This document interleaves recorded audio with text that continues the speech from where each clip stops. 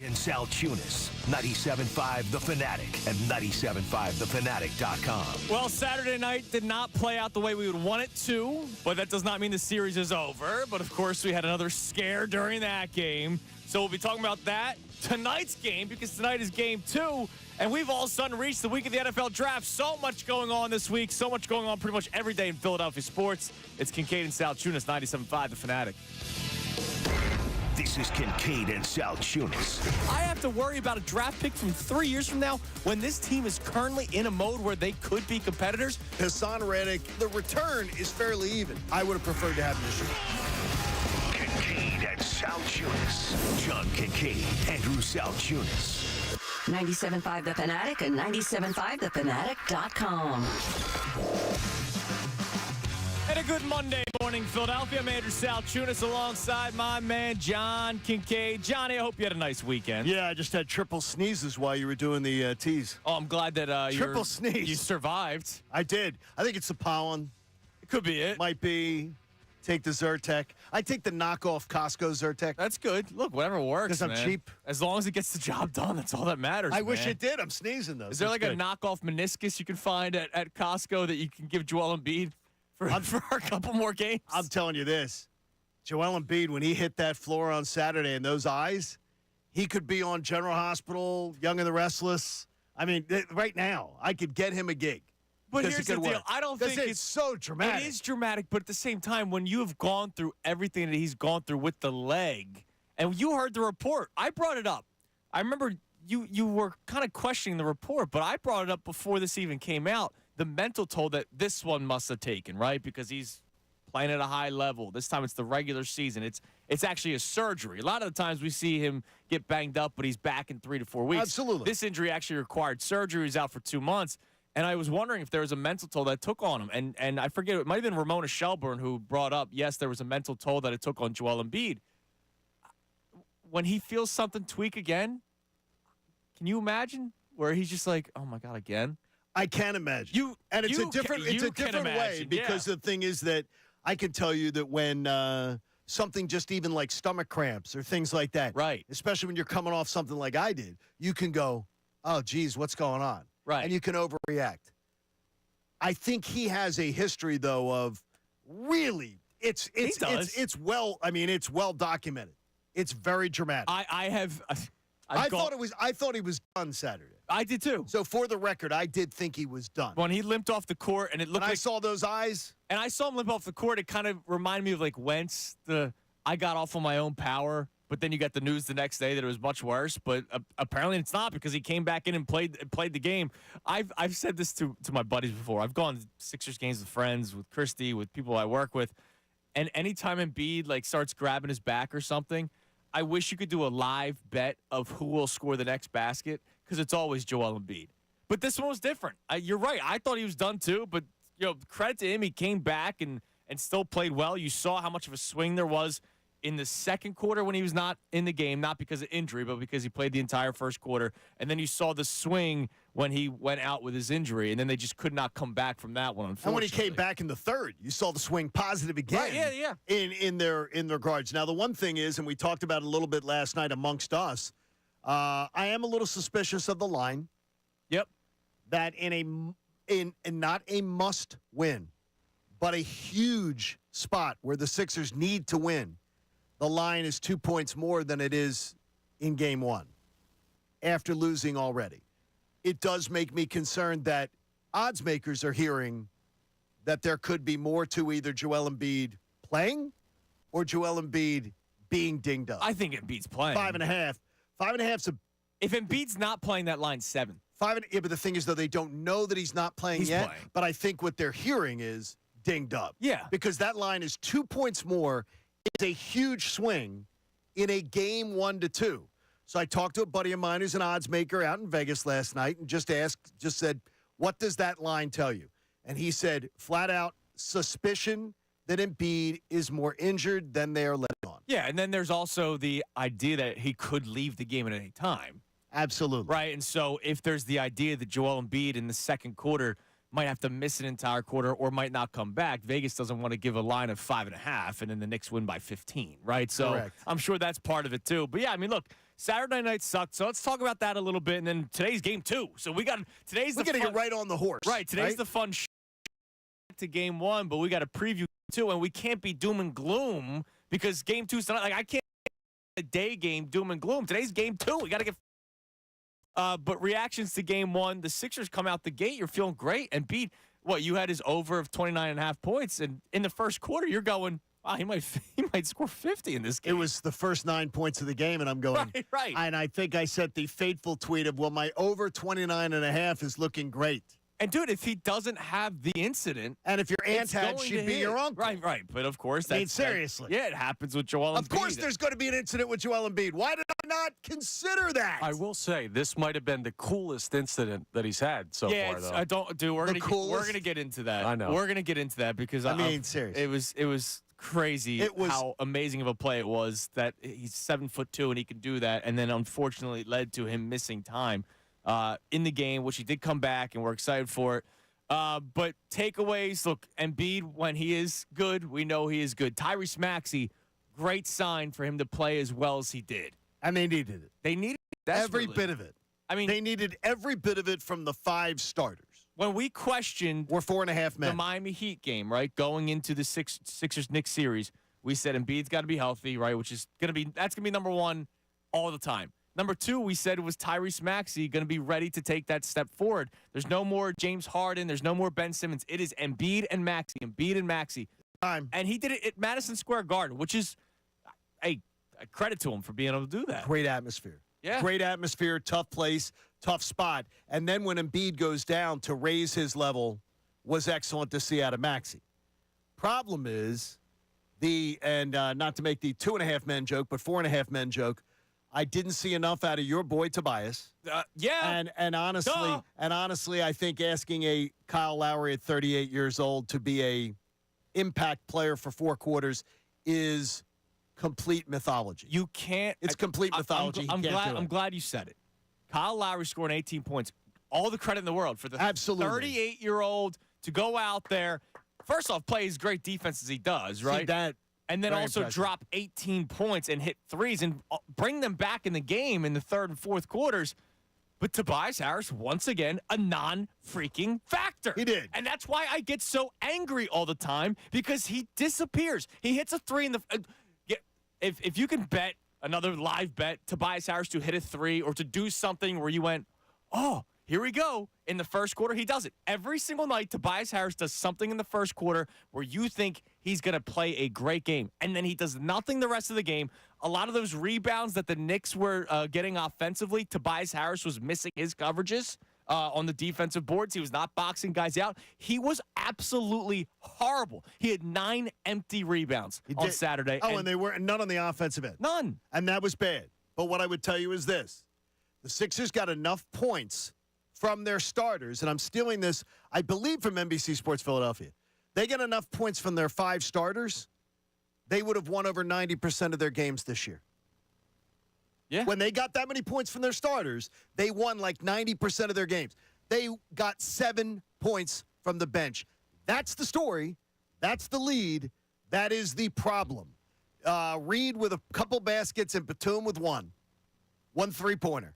7 points from your bench, outscored by 35. Yeah, because by the Knicks bench. Miles McBride goes nuts and drops 21 for the Knicks. Well, when you play no defense on Miles McBride, I know that's it. Part of when this team plays 0 defense and has no intent, when you get out rebounded like they did, when you get outscored like that from the bench, you did.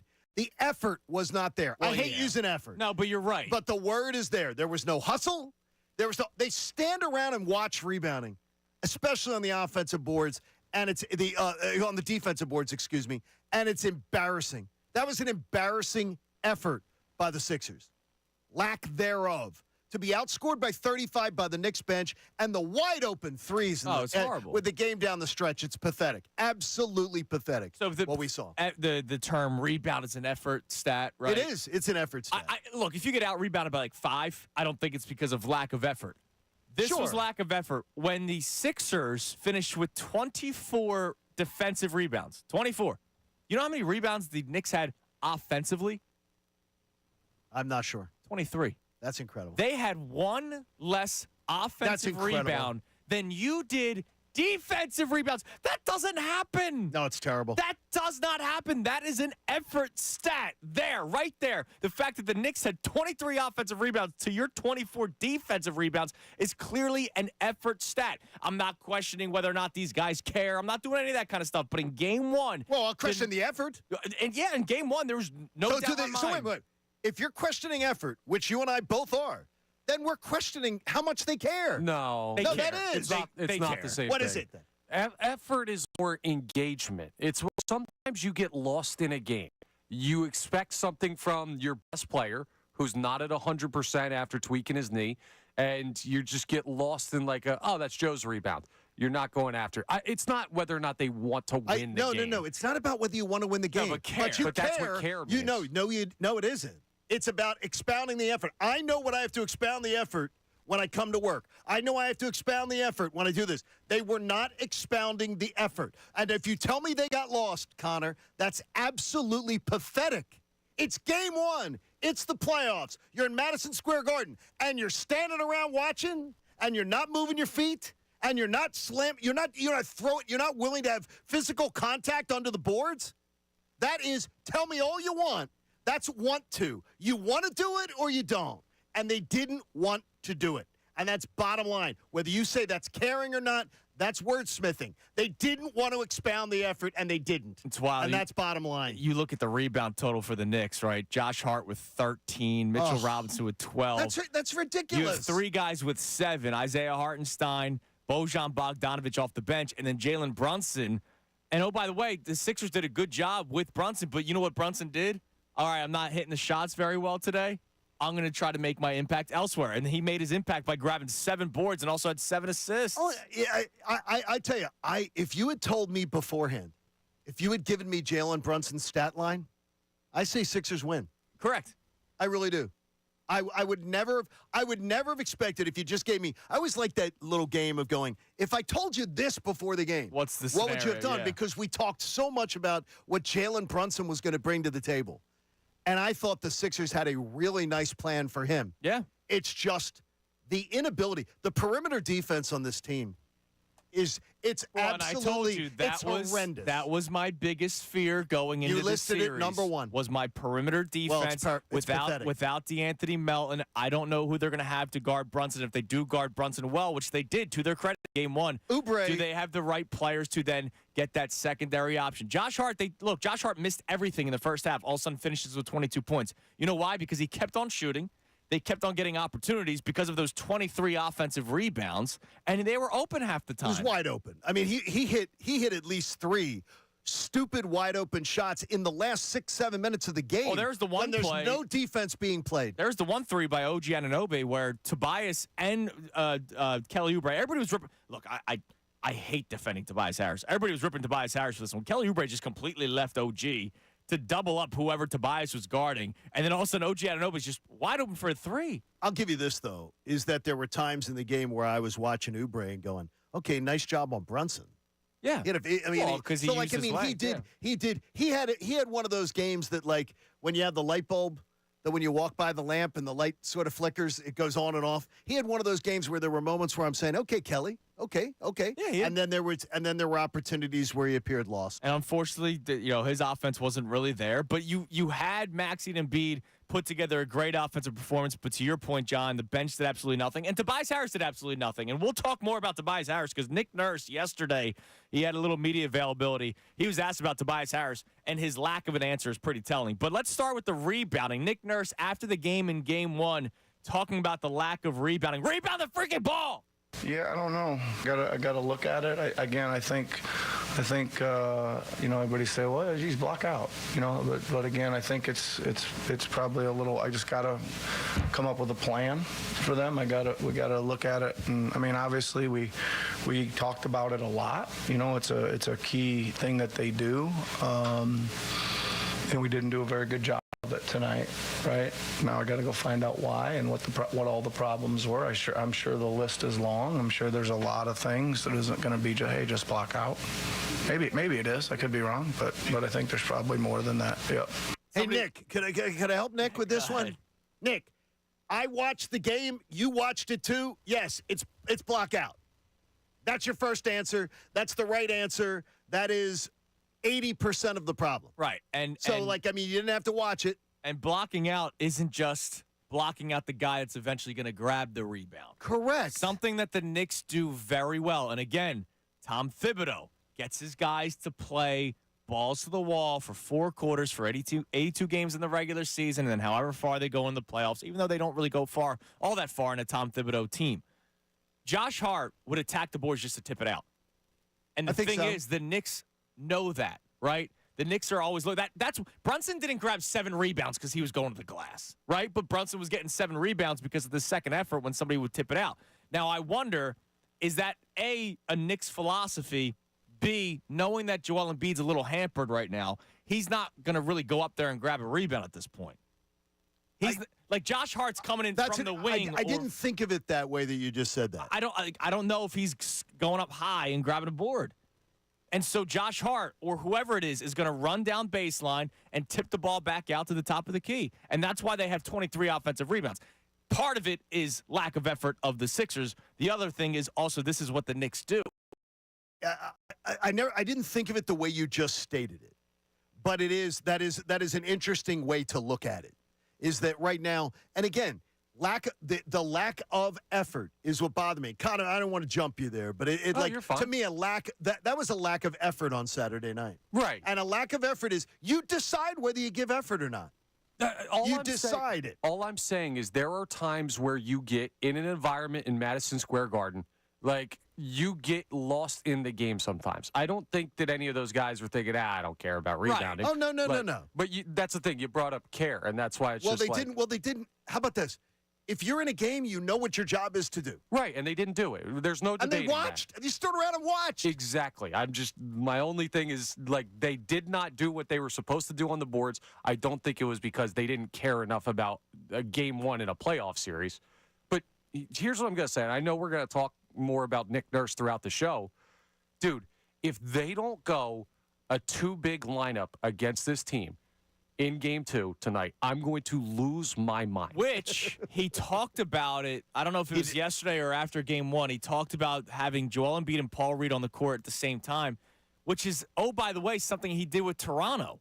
Yes. When he, against the Sixers, he did it the year they won the championship with Gasol and Ibaka at times. Right. And then even this past year, when the Siakam elbows him in the face, they were running a 2-big lineup. So maybe they do end up doing something like that. Maybe that goes to the point that I was making that Joel Embiid's not going sky high for a rebound right now. Maybe you need a Paul Reed out there.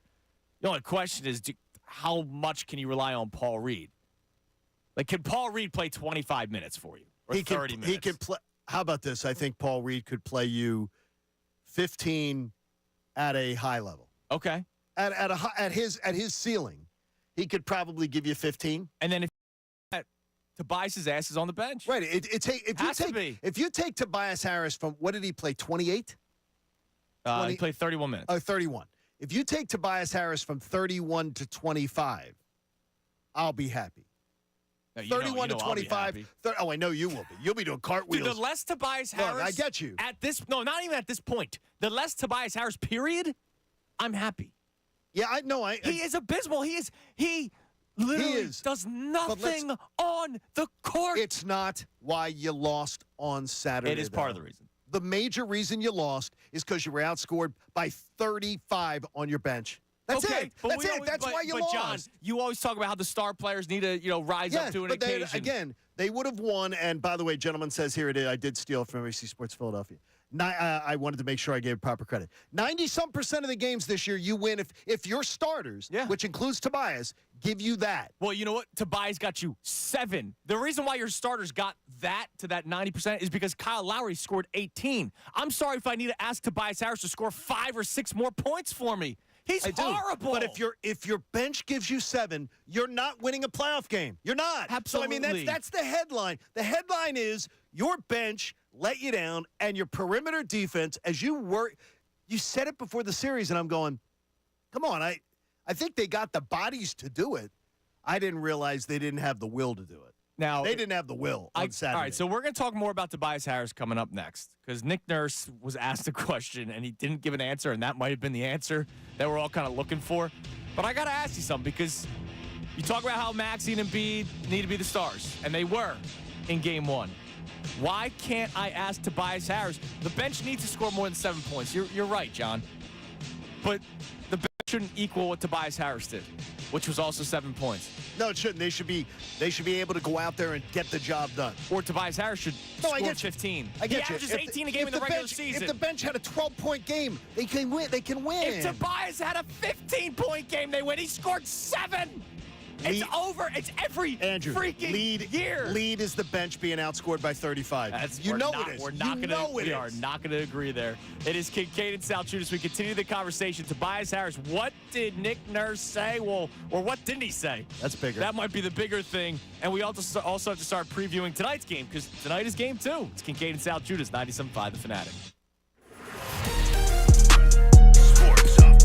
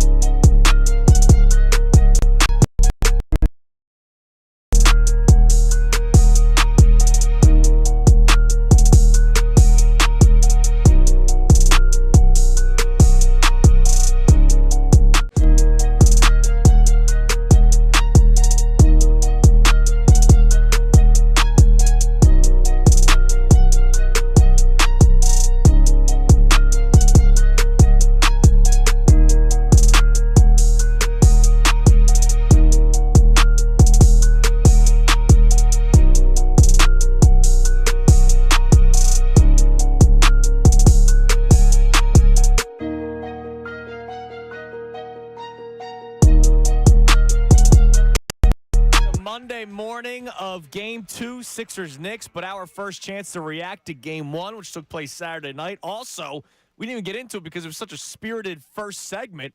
It's draft week. I can't wait. So we have the first round of the love NFL it. draft coming your way Thursday. Of course, rounds 2 and 3 on Friday, and then the rest of the draft, rounds 4 through 7 on Saturday.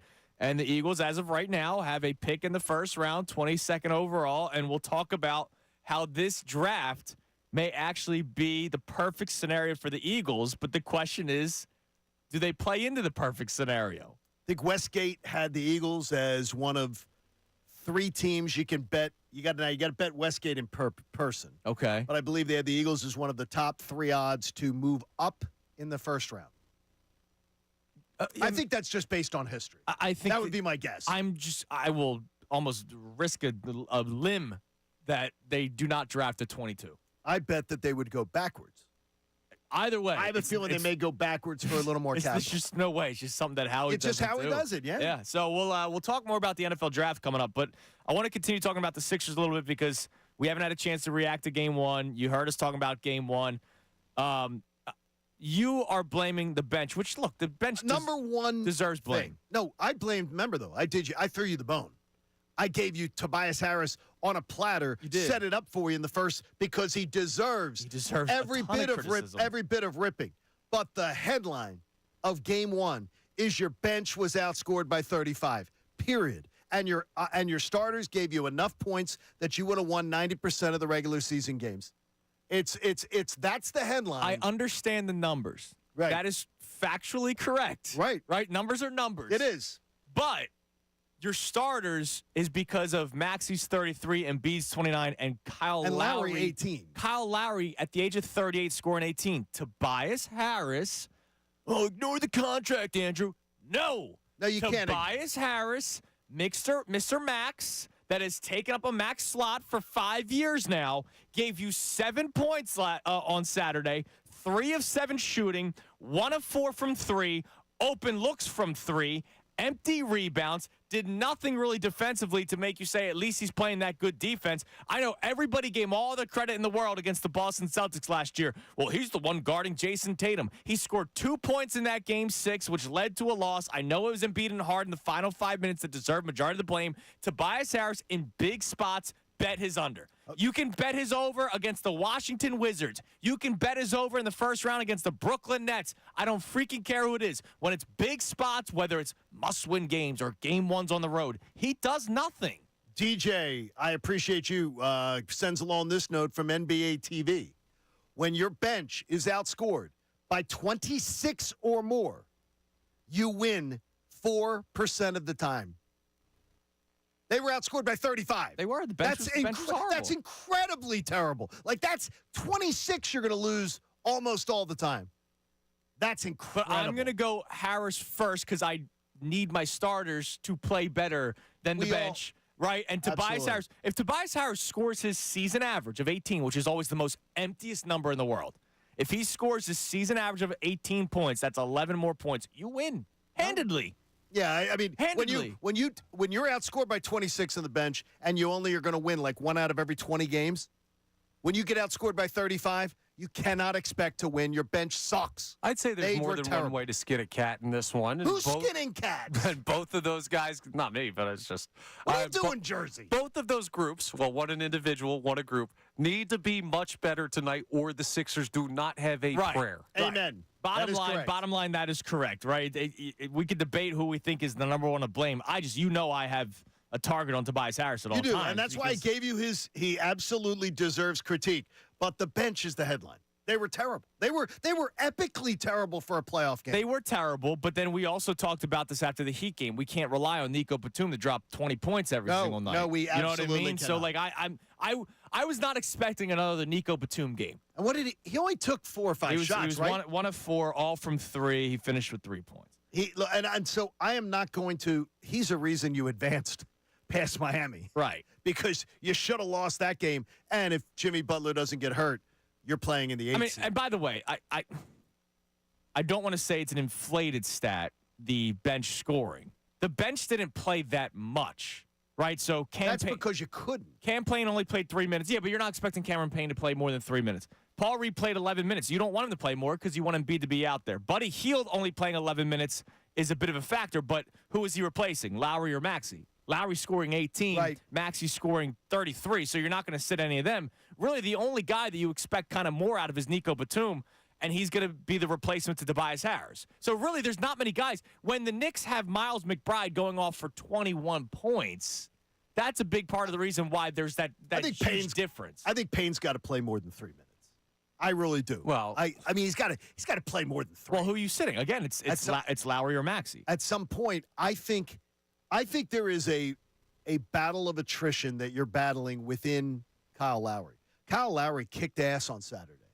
Yeah, Like for what I expect. He kicked ass on a Wednesday night, and too. I think defensively, he really was impressing the hell out of me. But to me, I got to think of the long term of this series. Dude, I got to win the night. Yeah, we have a different view on that. I got to win the night. You go down the night, you're down 2-0 going back to Philadelphia. Tonight's different.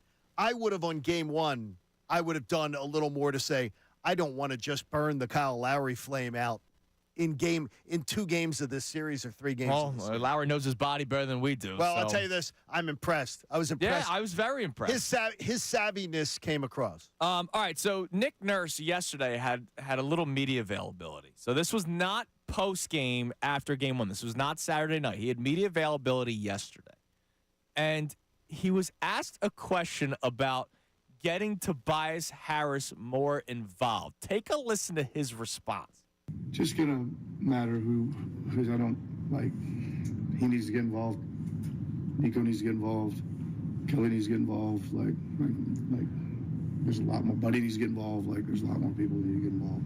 He couldn't. God, he couldn't even answer the question. He sounds despondent. He was asked, "How can you get Tobias Harris more involved?" And he couldn't even freaking answer the question. No, he sounds despondent because I guarantee you he's scratching his head. He's probably going, "Wait a minute, this is one of your max. I got more out of Pascal Siakam." Yes, who eventually he is now a max contract. Well, he'll get a max contract this offseason, but he's probably thinking, I got more out of Pascal Siakam than Tobias Harris, who is he's been in the league for 13 years, John. 13 years. Nick's answer there was terrible because he didn't have an answer. Because he didn't have an answer. And I don't know what answer he was supposed to have, but his answer about the rebounding was terrible too. Yeah. Well, I got to go watch the tape. I got to go watch. Come on, Nick. You watched the freaking game. But you know he's not going to crush We his all guys. watched the game. Yes. We all watched it. Don't just answer the freaking question. Well, I think the conversation there is what do we do to remedy it? Well, no, that's They different. stunk. Yeah, I but think that's what he's different. trying to say. Yeah, he knows that the Knicks had 23 offensive rebounds. I don't think somebody handed him the stat sheet and he said, "Oh wow, is that bad?" When you're out rebounded than that, we have to improve our effort. Period. That's an easy question. That's an easy thing to answer. Everybody just watched the game, and they know it's a legit answer. We have to improve our effort on the defensive board. Yeah, and hopefully they do that tonight. Tonight tips off, 7:30 tonight? Well, with the NBA, it might I was going to say. Probably about 8:15. Yeah, liars. Seriously. It was supposed to be 6:30, 6 It was o'clock? 6 o'clock. It was 6:28, I Yeah, think. because of the T-Wolves and Suns game was going long, so they had to push it. I'm sitting there going, come on, Well, start at least the we're damn first game. tonight. Yeah, at least we're first tonight. So 7:30 tip-off, which probably means 7:45. But you'll be able to listen to the game tonight right here on 97.5 The Fanatic. And to talk a little bit about tonight's game, look, what Embiid and Maxey did, as long as Embiid's healthier, you're going to take that. What they did with Jalen Brunson, you're going to take that. Oh, I'll take that. If they can give me that, if they give you that effort, the one thing I worry about is to shut, and I think they controlled Brunson. Yeah. Controlled him. I would have thought that with those numbers, that's a game you win in a 7-game series. Because you know Brunson's going to have a game or two where he's probably going to go off for a game going to or go two. for, like, what, 33? Yeah. Something like that? I wouldn't be surprised. So, I mean, the problem for the Sixers was that Josh Hart all of a sudden found life in the second half. I mean, that was the biggest thing because he could not do anything in the first half of that game, and all of a sudden he starts hitting the shots. And that's going to happen, right? That's going to happen with an NBA player. In the first half, Josh Hart was 1 of 5 from the field, 1 of 3 from 3. He had 8 rebounds in the first half, man. That's just see, and that I got to give a guy like that credit. He's not hitting his shots, so what is he doing? He's finding another way to impact the game. So he has all the but unlike Tobias Harris, because Tobias Harris was 1 of 4 from the field in the first half and finished with 5 rebounds. In the second half, Tobias Harris was 2 of 3 from the field. Josh Hart was 4 of 7, 3 of 5 from 3, had 16 points in the second half. So him finding life in the second half is part of the reason why the Sixers ended up losing that game. I'll tell you right now, if they do exactly what they did in game 1, the Sixers did, I still like my chances. But you're just counting on the Knicks to not hit those shots? No, but you need to tweak it a little bit where Josh Hart is not wide open. Well, the thing is, that's what I say is I heard people saying that seemed to be a common thing on Twitter the other night was, okay, they're never going to hit that many shots like they did today. Yeah, they're NBA players. When you give them open shots, they sure as hell might. But the moment I knew they lost the game, I knew they lost the game. It was one of those I might as well turn it off. Josh Hart hit a 3, and I wonder if you guys remember this play. They set a pick for Josh Hart, so he comes off the screen, gets the ball, and he shoots it. He didn't like the way it came off his hands, so he did like the weird leg kick out to try to get contact to at least get a foul. Didn't get any contact. There was nobody there. Swished it. Well, I think that's the shot that put them up 6. Yeah, I get you. Not just because it was a 6-point game, but because Josh Hart hit a shot like that. I'm like, all right, they're not winning this game. If Josh Hart is hitting shots where he's flailing his legs trying to draw contact, this game's over. Why in the world was Nick Nurse allowing his team to just let the Knicks dribble out the clock? Yeah, I don't know why they didn't foul. That was weird. And if Doc Rivers did that, that would have been the lead headline the next day that what the hell's Doc Rivers doing? Is he asleep at the wheel? Whatever. What was going on? And Nick Nurse doesn't appear to be telling them to foul. No, he's not. He's not. What, they give up? They wave the white flag? I guess so. That's ridiculous. In a playoff game. You don't do it. I don't know what that was. I don't know what it was either. There's still like 25 seconds left. They didn't know on the broadcast. They're going, are they going to foul? Are they going to foul? Right, exactly. I'm watching Nick Nurse, and I'm going, if Doc Rivers does the same thing, stands there with that glazed over look on his face, he's getting crushed. All right, we'll preview more of Game 2 coming your way next. We'll get to a couple of your calls. I know people are fired up talking about the Sixers and Tobias Harris and the bench and Buddy Hield, who did nothing in 11 minutes. I mean, it was a rough one in Game 1, and they were still close. So is that a good sign for Game 2? We'll continue the conversation. Also, Phillies with a great weekend. White Sox might be the worst team in the history of Major League Baseball, but you win the games. It's all that matters. So we'll talk a little about the Phillies weekend. 6 straight wins for your Fighting Phils. It's Kincade and Salciunas right here on 97.5 The Fanatic. The Knicks beat the series.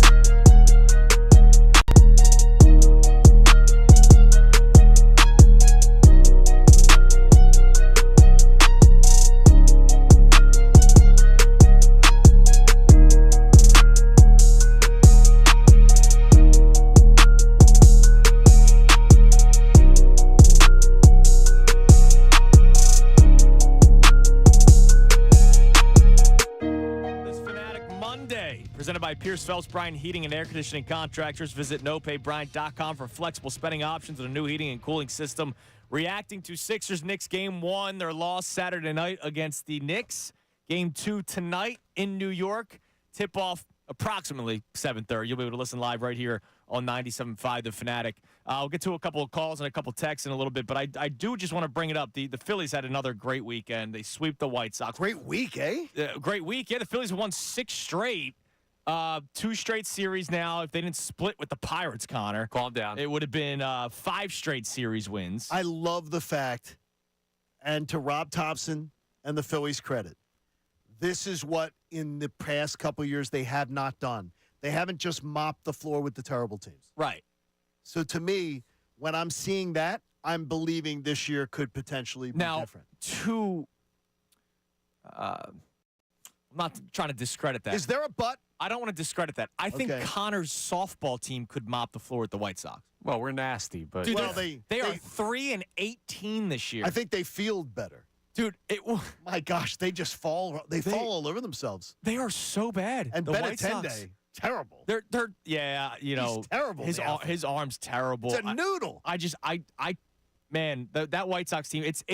It's a tragedy to the sport of baseball. oh, they got 2 teams. They're It's fine. a tragedy to the sport of baseball Well, watching they're that trying to team do the play. tank thing that the Astros did. Yeah, They're trying to do what the Astros did, where the Astros lost for 3 years Yeah. and were terrible and got all the number 1 picks, and then They might and now they're There's an important part of that strategy the Astros use that I don't think they'll get away with anymore. But cheating. other than that, But a great week for the Phillies. The starting pitching has just been freaking dominant, and now the bats are starting to come to life a little bit. That's a good sign. Now, hopefully, the bats stay alive against teams like the Reds and the Padres, not just the teams like the White Sox and the Rockies. And I did not know that I know Spencer Turnbull's family. Oh, is that right? I didn't know till the other night when they were doing the story in the air.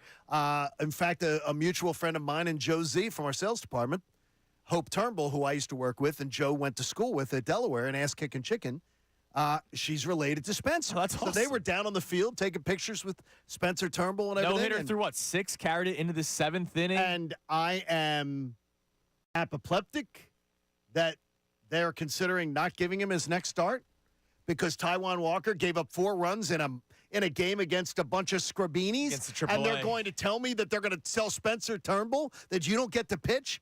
Nonsense. Nonsense. I understand the reasoning because of the innings concern. He hasn't pitched more than 60 innings since 2019. But here's the deal: when he's pitching that well, I'm you got sorry. to ride it now. You gotta let it ride because he's not.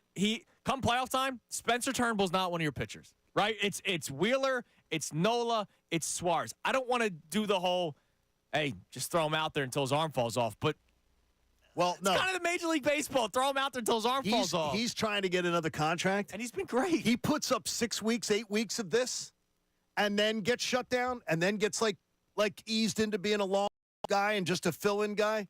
He's going to make money next year. Yeah. So good for him. Good for him. It's Let a him have shame his that chance. seems to be the direction that the No. Phillies are going to be taking. But I'll a go 6-man rotation. good week. Yeah, if the guys want. I would. Do the rest of the guys. Yeah, and that's the question. Right? We talk about how the guys want Rojas in center field. I'll get to it. Maybe the guys don't want a 6-man rotation. Johan Rojas hitting the ball pretty well. I'll give him his credit, We're just going to give you the floor because things have gone really well. It's gone great. He's three-game hitting streak right now. He's up to 264. 3 straight games with not just hitting streak, multi-hit games. The guy's putting bat on ball, and I hope this continues. And he's the best defensive player on the roster. Well, yeah, and that's always been. And- I've known that. I mean, he's the best. He's also batting better than Stott, Yep. better than Castellanos, better than Real Muto, better than Harper, better than Schwarber, which tells you, again, small sample sizes, everybody freaks out.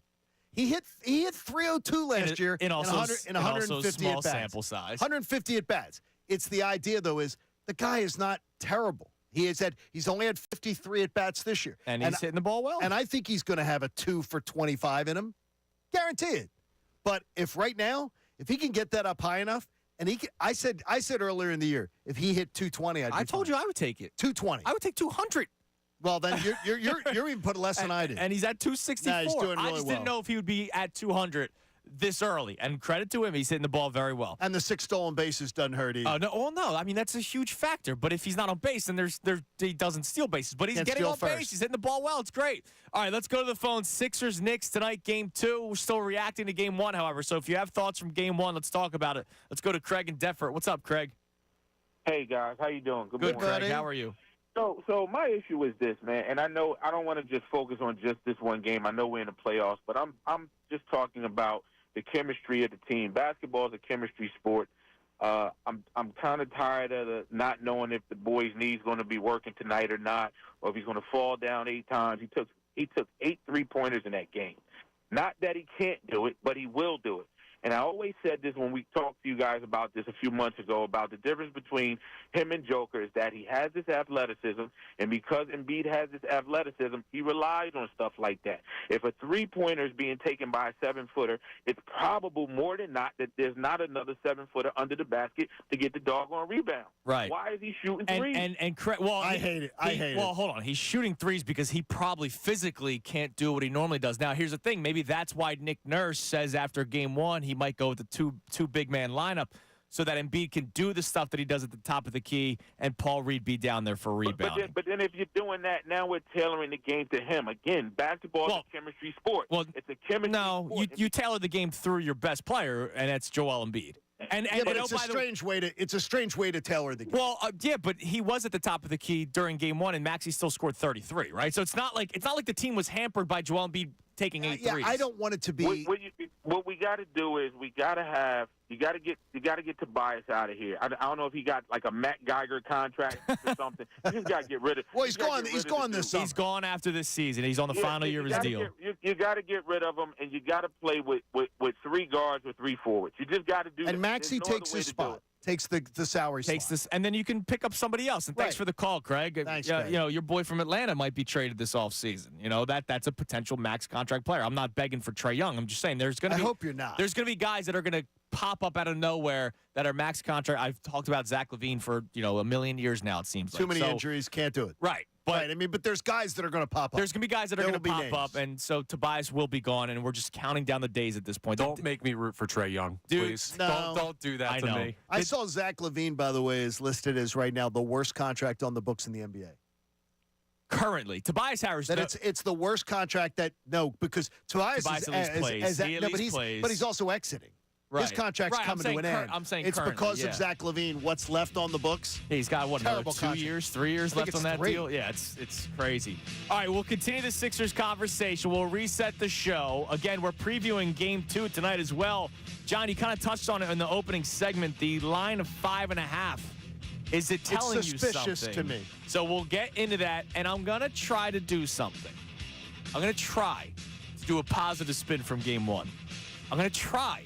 It's blue goggles, I'll admit it. But I'm just going to try to do a positive spin from Game 1. More of your calls, more of your texts. It's Kincade Salciunas on this Monday morning. It was only Game 1, 97.5 The Fanatic. Fanatic Sports Update.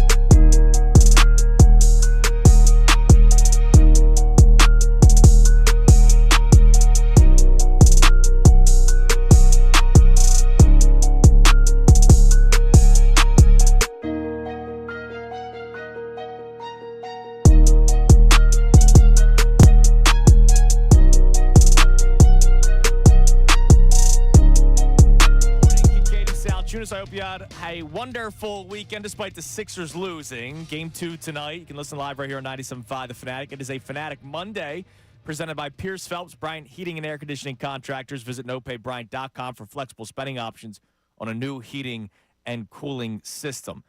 So we started the show talking a lot about Sixers-Knicks Game 1 from Saturday. We will continue to react to it. I mean, that's the beauty of a 7-game series. You're going to take things from every single game that will help you determine what you think about the games moving forward. I want to revisit something that you asked me last week.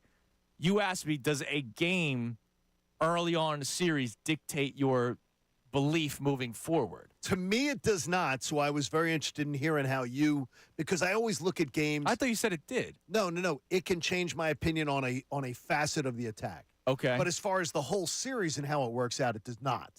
But if I see something like Embiid going down. Well, and that's the big one. With the eyes out of an episode of Days of Our Lives. Look, the Friday cliffhanger. Dun, dun, dun. I still believe, even after the Game 1 performance, that the Sixers win this series. Now, a lot of it has to do with Embiid's health. Duh. I don't think, do we have to say it No, anymore? you do not have to say that. Like, you know how I always say Tobias Harris is a nice guy, but he stinks at basketball? Like, I don't think I have to add that he's a nice guy anymore. So Joel Embiid went healthy. Yes, I expect him to win the series. Now, another big one, and you talked about this, and I know you're doing a story on it on 975thefanatic.com. Should be posted this morning. Nick Nurse and his coaching. I believe Nick Nurse makes the proper adjustments. I believe to that clip that we played about the rebound. Play it one more time, Kyle. Here he was after Game 1, Saturday night, talking about the lack of rebounding for the Sixers. Yeah, I don't know. I gotta look at it. I think everybody say, well, geez, block out. But again, I think it's probably a little. I just gotta come up with a plan for them. We gotta look at it, and I mean, obviously we talked about it a lot. It's a key thing that they do. And we didn't do a very good job of it tonight, right? Now I got to go find out why and what all the problems were. I'm sure the list is long. I'm sure there's a lot of things that isn't going to be just block out. Maybe it is. I could be wrong, but I think there's probably more than that. Yep. Now I know you didn't like the answer because you think you know the answer. We all know the answer. But when Nick Nurse says I got to watch the film, he might be going, all right, who else can I put on the floor? And he straight up said, I might go with a 2 big man lineup with Embiid and Paul Reed. He may see something from the film. I saw somebody, I forget who did it, and my apologies that I don't remember who did it. I tortured myself, a 2-minute video of Tobias Harris missing his assignments on the offensive rebounds that the Knicks did.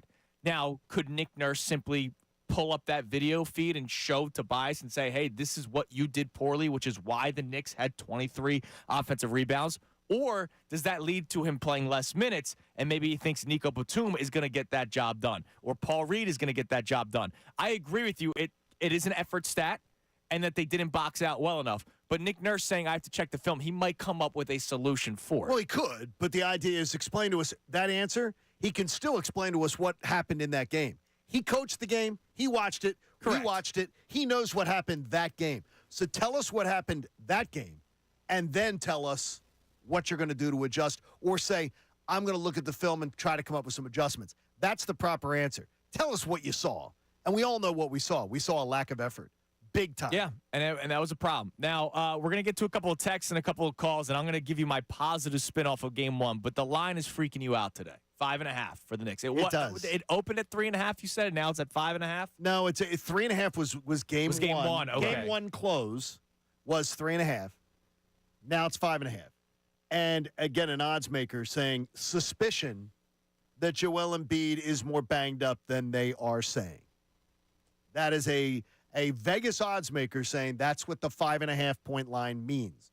Because normally in a 7-game series, when the two teams are evenly matched, and this was the most even of all the first round matchups. Right.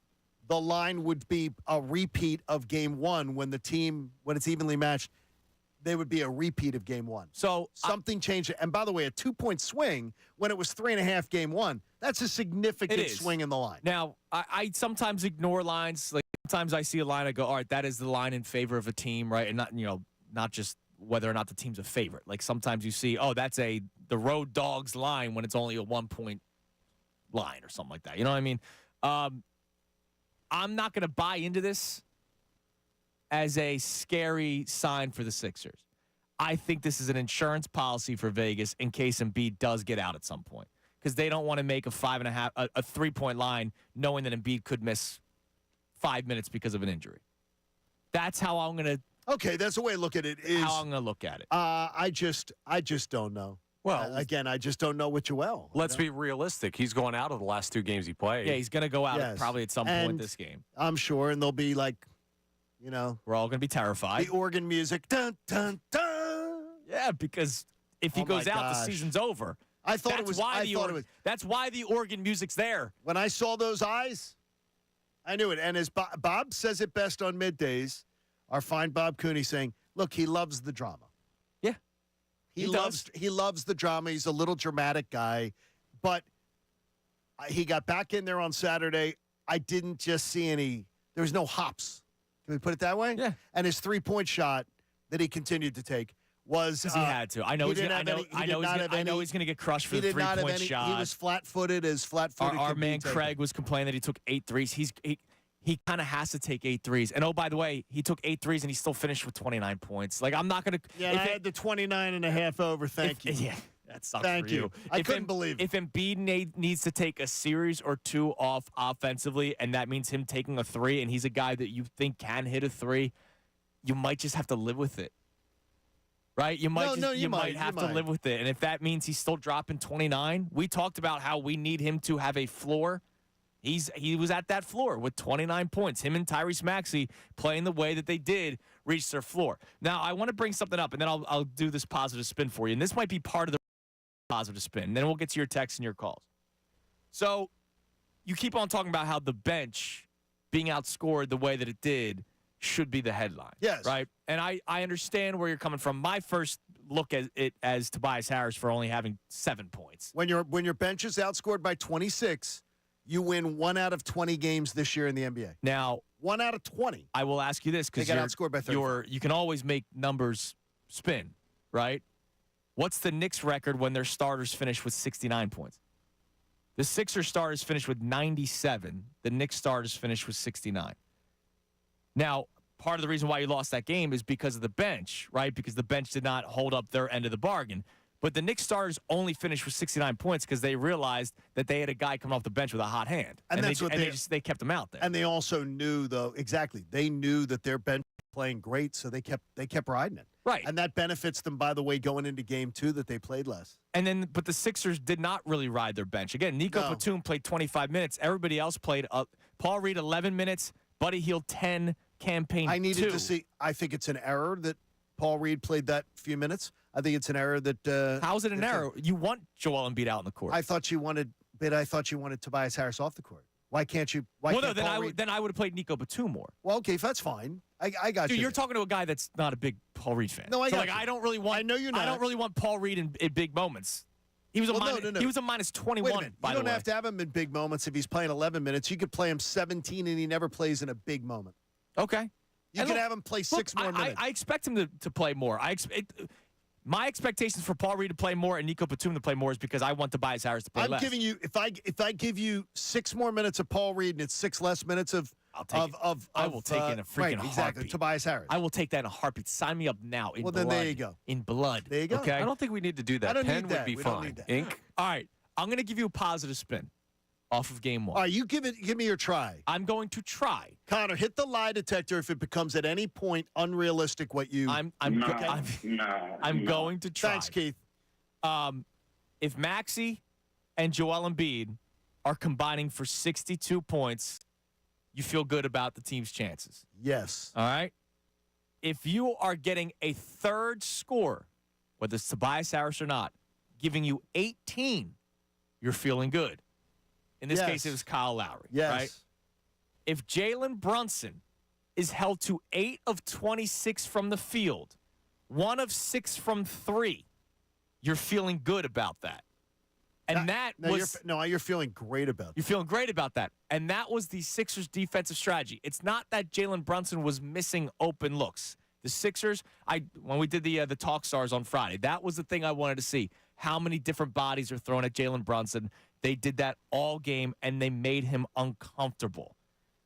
What ended up being the problem was Josh Hart found life in the second half, and Miles McBride gave you 21 points coming off the bench. Now, right? You're saying that's the problem, but why did they?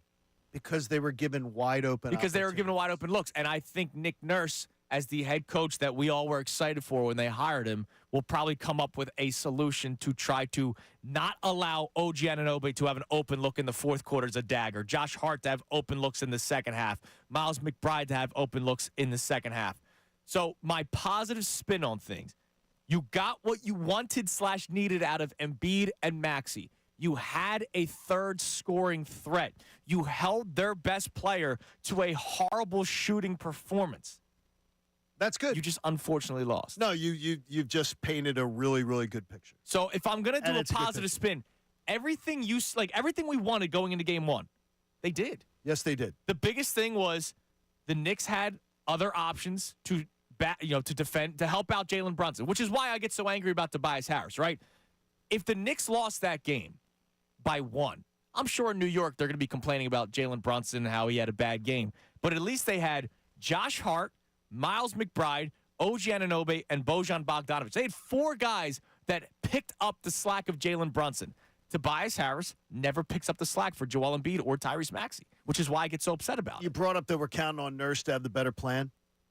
Nurse did not have the better plan against Spoelstra. Nurse did not have the better plan against. I'm not shocked. I'm not shocked about Spoelstra. Now Thibodeau, I think it was the plan should have worked. His plan should have worked. Nick Nurse's plan should I have can't say he worked. didn't have the better plan. No, I think that. But during the course of the game, I think he didn't have a feel.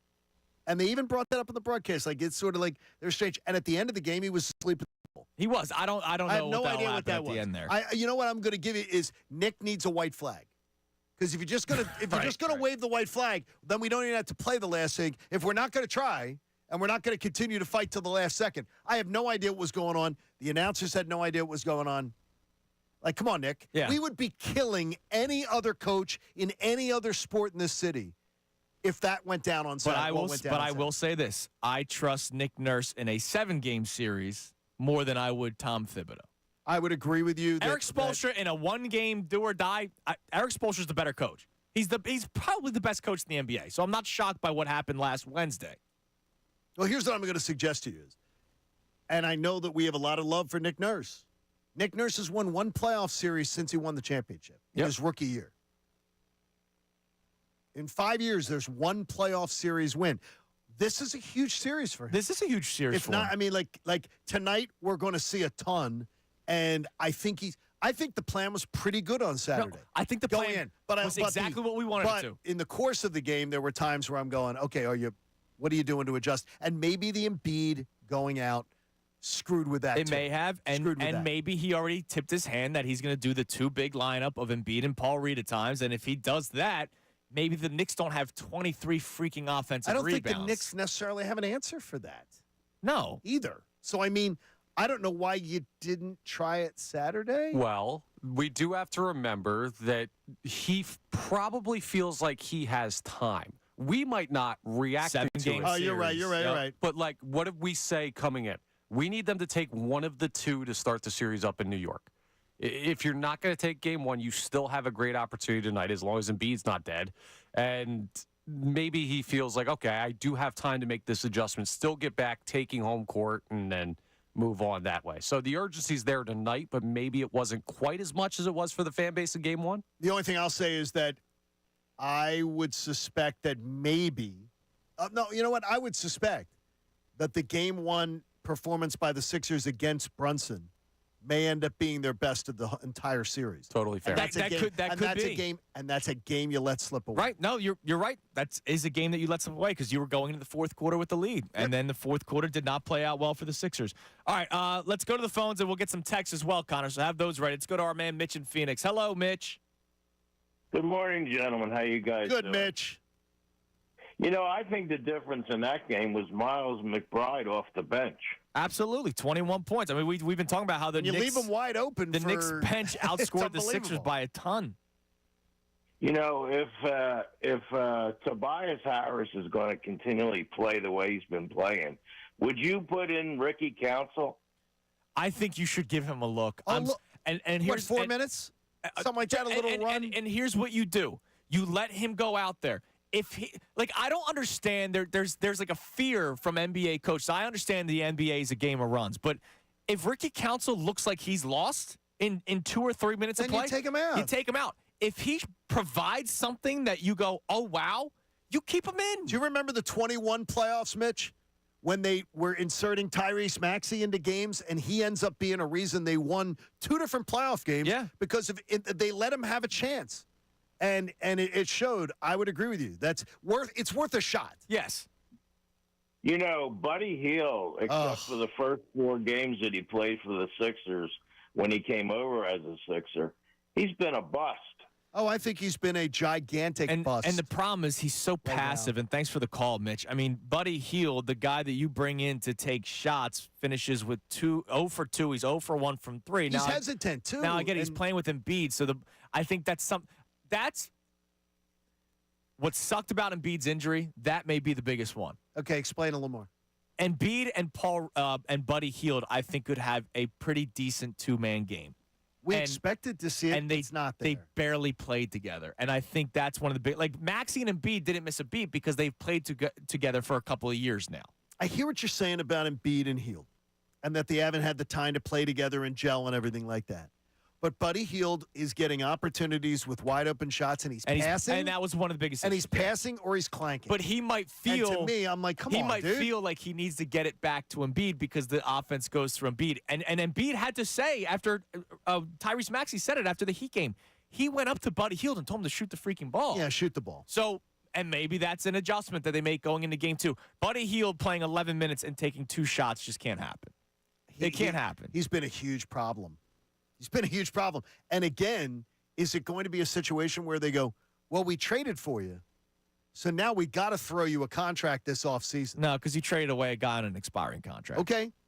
Marcus Morris was also a free agent. From your mouth to God's ears. And by the way, I was somebody who advocated for the acquisition of Buddy Hield, so it'll sound like I'm being a hypocrite. I've seen it. No, I wanted Buddy Hield too. I've seen the test. I don't think you have to bring him back just because you traded away another expiring contract. I've seen the test drive, and the test drive has not gone well. I don't think we're at a point where we can make that determination. That was his first career playoff game. He had the longest streak of games played without making the playoffs. We know it's a different game. Wednesday night was a big game against Miami. And then he ended up playing better in the second half. Better.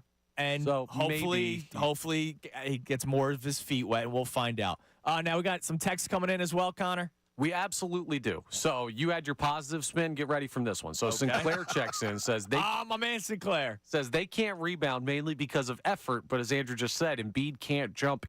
This is why I wanted to trade him last offseason. He's injured again. How do you argue? Now listen, I understand Sinclair's point is rather negative. But I mean, how do you argue that he's injured again, and guys like Sinclair have that fatigue, saying, for God's sakes, it's every freaking year. It's all the time. So the trusty show sheet that I have in my hand here for the next segment, Sinclair kind of stole my thunder. Yeah, he did.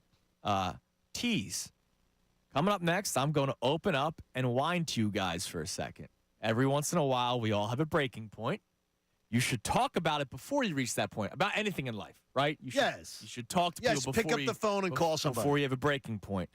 And I need you guys' help. Sinclair jumped you, too. All right. So Sinclair, he's on the same page as you. So I'm going to talk about this next because you're feeling it. And I thought of a meme right away. Now Connor might know the meme better than a big you, meme John. Which one? This would be Philadelphia if Embiid was always healthy. The future, the utopian society. Yeah. Dude, when Embiid went down, that was my first thought. Was a meme, and I'm serious. Now, this does not mean I want to trade Joel Embiid or anything. All right, I'm going with it. I'm riding with Embiid until he can't go anymore because I think he is that good of a basketball player that you play with the risk of him potentially being hurt, even though the risk is basically fact at this point because it's every single year. So insanity is something that you don't mind embracing.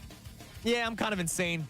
I've been insane. All right, now, I was insane before Joel Embiid got to Philadelphia. Andrew's therapy session is coming up. Yes, I need to talk it out with my friends. And lay down on the couch. We'll help you through it. Now, speaking of this week being a busy one, Adam Schefter already talking about what Howie Roseman might be doing. I will let you know what Shefty is saying on ESPN this morning, because round 1 of the NFL draft is Thursday. And, John, I told you, I might bet a limb, not money, a limb, that they do not draft a player at pick 22. That's how confident I feel about it. Which limb? Nothing below the belt. It's Kincade and Salciunas, 97.5 The Fanatic.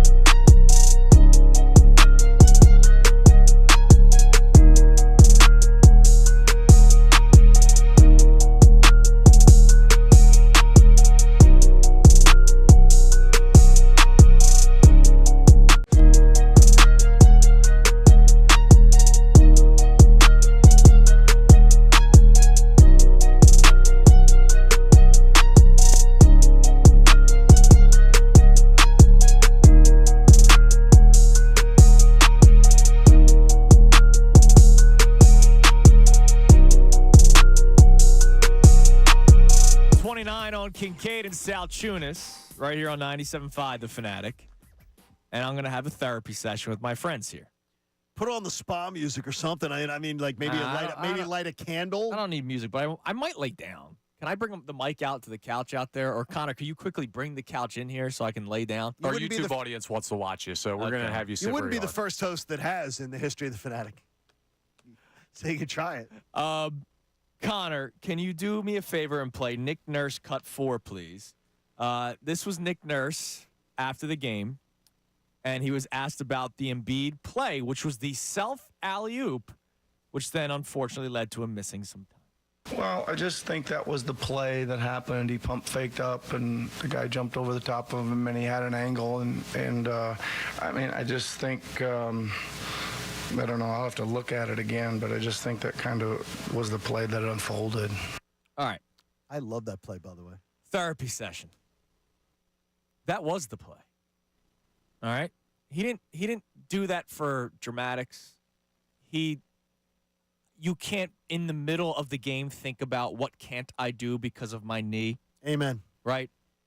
He's out there, and he's going to play the way that he does. A couple of times up and down the court, he might have to take a 3 to give himself an extra breather. That's why he took 8 3-point shots the other day, right? That was the play, and he can't think about his knee in the middle of it, right? How many times you've heard Bob say this a bunch of times when you guys did the show together? When you start thinking about the injuries, that's when the injuries occur. Amen. Right? Yes. He has to just play the way that he does. On Saturday night, I watched a 7'2" man throw a ball off the backboard when he was standing just inside the free throw line, alley-oop it to himself, and dunk. I've watched this man lead the league in scoring for 3 straight years. Now, this year he didn't qualify because he didn't play enough games, but lead the league in scoring for 3 straight years. I went through a process where 2 of the years he didn't play, and you just heard the stories, the whispers of how athletic this guy is. And if this guy gets coached up, he could be one of the better players in the NBA, which has come to fruition. He's just never healthy. And it freaking sucks. So, guys, I am not trading Joel Embiid. I'm not blowing it up. I'm not starting over. I'm just opening my heart to you during this therapy session that as one of the biggest Embiid defenders, I would think, in this city. I don't know. You can tell me if I'm right or wrong. No, I think you are. I think I'm one of the bigger defenders of Joel Embiid in the city. I have called him the most disrespected athlete in Philadelphia. I understand why you guys feel the way that you do. I don't deny it. I just think people are ludicrous when they say blow it up and build around Maxey. I don't think Maxey by himself is good enough. I think Maxey and Embiid together is a perfect pairing, which you saw Saturday night, the way they played together in the Mecca, in Madison Square Garden, game 1 on the road in the first round of the playoffs as a 7th seed. But he's just always hurt. And the fear of him every time he goes down, you lose your breath for a second. Every time he pops up, you're like, oh, thank God. Every time he goes to the locker room, you're wondering, is this it? Or are they just readjusting the brace? Because he's got the sock, he's got the padding, he's got the pants. So he has to go to the locker room in order for the brace to get readjusted. I saw the blood. Did you see the blood on I saw the blood. I thought that meant a bone popped out. Hand to God. Yeah, I didn't know what it was either. I don't know what it was either. But I thought Kurt Schilling may have. Hand to God, I thought when he fell, because that was the first time I noticed the blood, did a bone pop out? Did a Kevin Ware situation happen? And that's why he's bleeding. And that means he's done for the rest of the playoffs. I understand why people are upset, fatigued, skeptical. I get it. I don't argue that point of it. I argue he's soft or you could win with other players. I don't agree with that. But to our man Sinclair's point, who texted in last segment about how this is why he wanted to trade him, because he's always hurt. If that's your reasoning why you want to trade him, I can't blame anyone for saying it. I'm not doing it because I know how good this guy is, and if you build the right team around him, which they're starting to do, they finally have an identity to put shooters around him. It took 6 freaking years to figure that out. Multiple regimes, Brett Brown, interim GM, Brian Colangelo and his collars, Daryl Morey now. It took way too long to figure this out. But, man, it sucks. This is a therapy okay, session. I so understand. we're not- I'm just going to redirect to you Yes, please. as if I was the therapist. Andrew, how long are you willing to ride this horse, though, and to keep thinking that this is the year that something different happens? Until it's done. Until it's done. You would be willing to do this same thing, go in with the same hope and expectation for 25, 26, 27. Absolutely. Absolutely. That's where I think the disconnect would come with a lot of people. I understand Well, that. I understand. There's a poker term that I think applies here. It's called pot committed. Yep. When you have enough committed into a hand that you cannot fold. And I think there are people in this city who have enough committed to believing Joel Embiid could win a championship that they can simply not fold. And I think Andrew is pot committed. I think I'm pot committed for multiple reasons. I'm not even. I'm not questioning his commitment to pot. But I would say to you, and that may contribute to your just delusion here. Before the show started, Connor asked me if I enjoyed my holiday on Your Saturday. holiday, national holiday. I said, "You mean my nightly performance?" I mean, there's no holiday. What I do say though is that I'm glad to hear you acknowledge. I think you've moved to where you now really understand and acknowledge the fatigue better than you have in the past. I've always understood. I don't. How about this way? I don't think it's come across that you do. Okay. I don't think that it's come across that you do because you consider someone having that fatigue. I believe, and if I'm wrong on this, you correct me. It comes across sometimes as you are saying someone who has that fatigue is disrespecting Joel Embiid. They're not.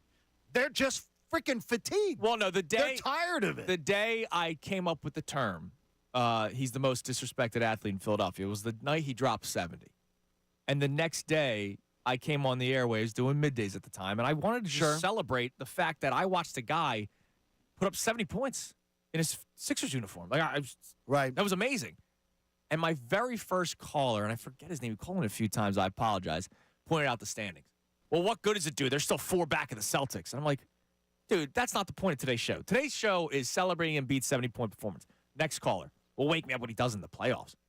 I'm like, oh, we're doing this? Like, no, I get it. People turned the 70-point performance into a negative. I understand why, because of the fatigue. And I'm sure there's probably somebody tweeting at me or YouTube commenting or texting in or calling in that wants to say, this is why I had that take back during the 70-point performance.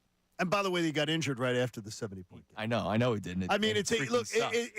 It's the bottom line is this with Embiid. There has not been a team return on investment. There has been a personal return on investment by him winning an MVP. There has been no team return on investment. None. None. You haven't got out of the second round. The only thing I'll disagree with you there, and this is not me defending Joel Embiid, but the Sixers pre-Joel Embiid were an irrelevant franchise. With Joel Embiid, they have had a shot, and I know we got into that debate weeks ago about whether or not they've actually been close. Without Joel Embiid, they're not even. I've said it a million times. They're not. They might not even be a playing team, or if they are a playing team, they're the Miami Heat last night getting spanked by the Celtics by 20. Right. Fair. With Joel Embiid, you actually have a shot to do what? To get out of the second round. They're in the second round every single year except one, and that was the bubble year.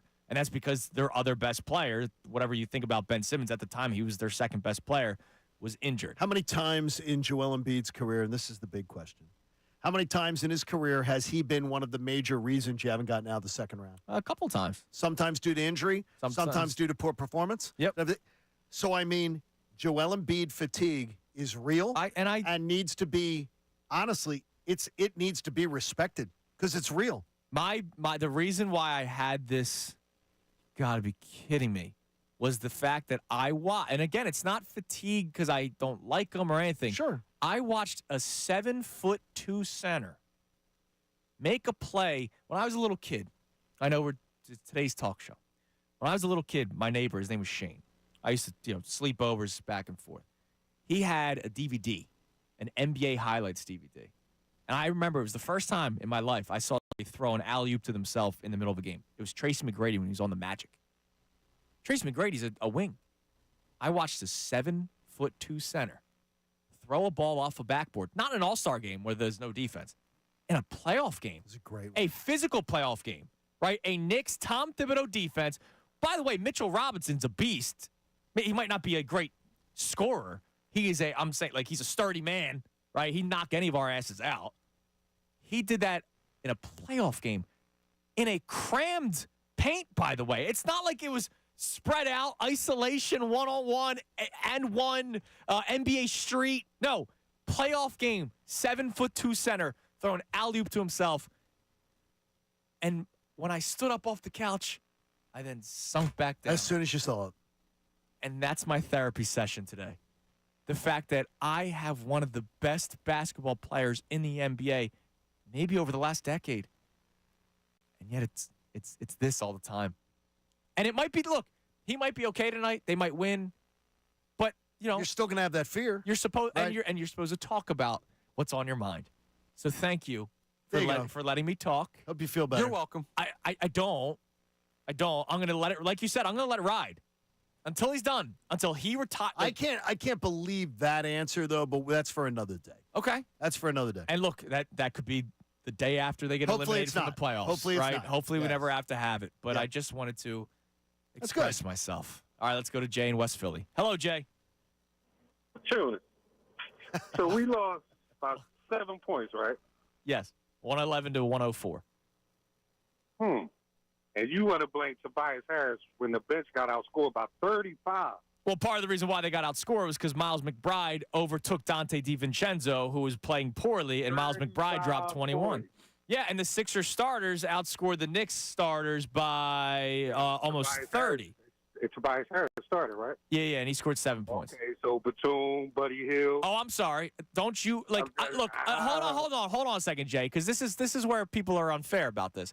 I bet you would have ripped Joel Embiid if Joel Embiid had a bad game, but Tobias Harris stepped up. You would have been like, man, thank God for Tobias Harris. Joel Embiid came up small. Tobias Harris comes up small every single big game.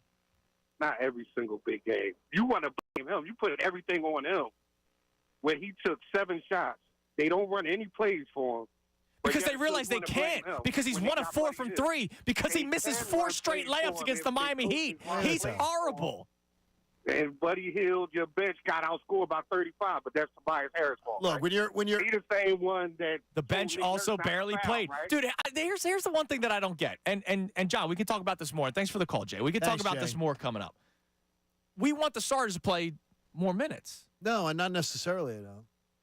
I want my, especially with guys that I know have to have fresh legs, not with a 38-year-old on my team. But that 38-year-old, were you going to take him off the court? He was one of the better players. He could be, but I also want to think of long-term. Like Nick Nurse has to look at a 7-game series. This is a 7-game series. I don't want to break the wheels off people in game 1. Well, then hold on a second. Let's talk about this, because I wonder if you can use a similar strategy that the Phillies have done in game 1s. Okay. We'll they empty the bench. Yeah, we'll talk about it. All right. It is Kincade and Salciunas. We'll get to more calls. We'll get to more texts. Let's talk more about the strategy of going balls to the wall in a game 1. Because the Sixers, again, John, you agreed. They did everything they were supposed to do, except for rebounding. But other than that, the game went exactly the way you would want it to. They lost. We'll react to it more. Kincade and Salciunas, 97.5 The Fanatic. ESPN's Adam Schefter.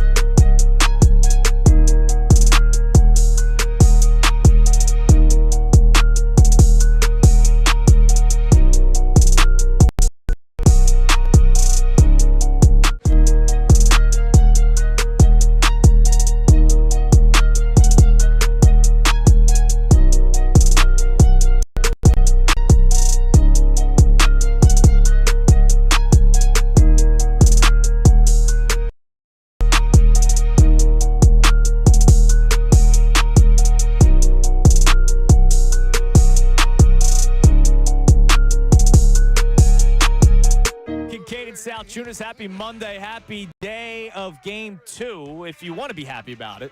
I think people are pensive. Yeah, look, Good word, pensive. That is a great word. They got to take care of business. I know Haley, who does a tremendous job with our YouTube and our social media. She asked us questions about Game 2, and I think we both had a similar.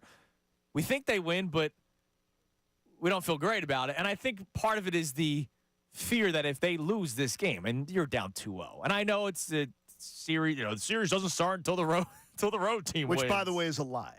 But if you're down 2-0, it doesn't mean that the series is over. But I would much rather come back to Philadelphia Game 3 tied at 1. May I give you just one number to think about tonight when you talk about the pressure of winning tonight? Yes, please. But only one number. Kincaid's calculator. What do we got?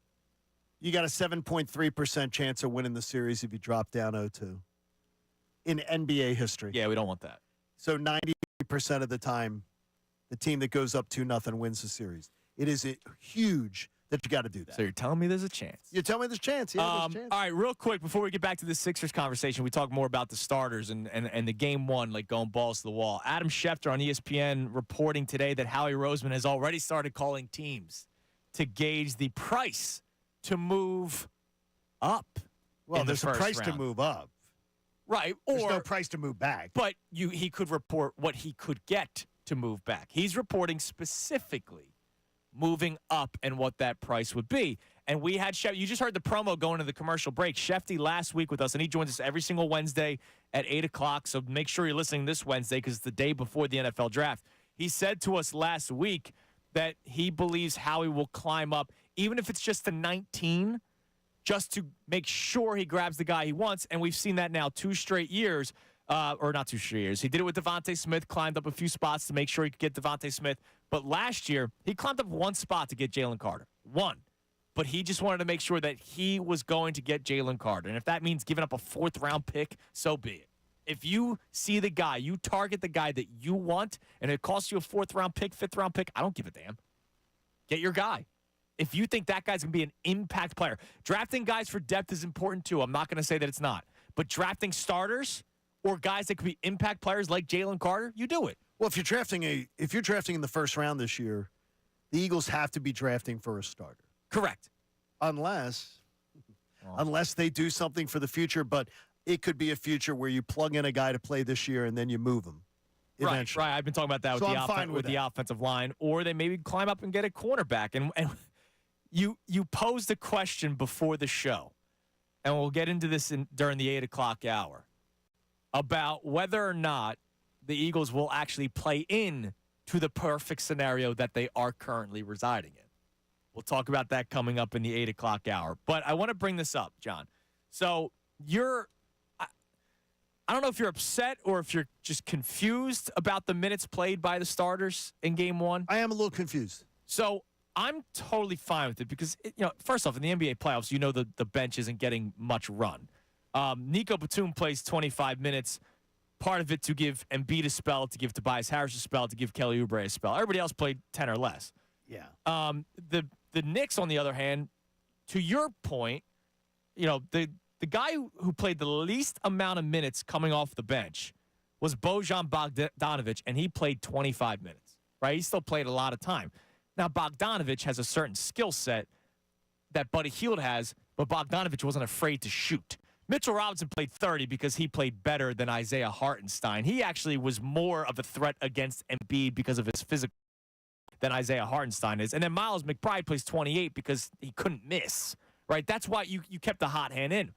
I don't know what you would have done differently with the Sixers, and I understand your point about the longevity of a 7-game series, and Kyle Lowry's 38 years old. He played 38 minutes.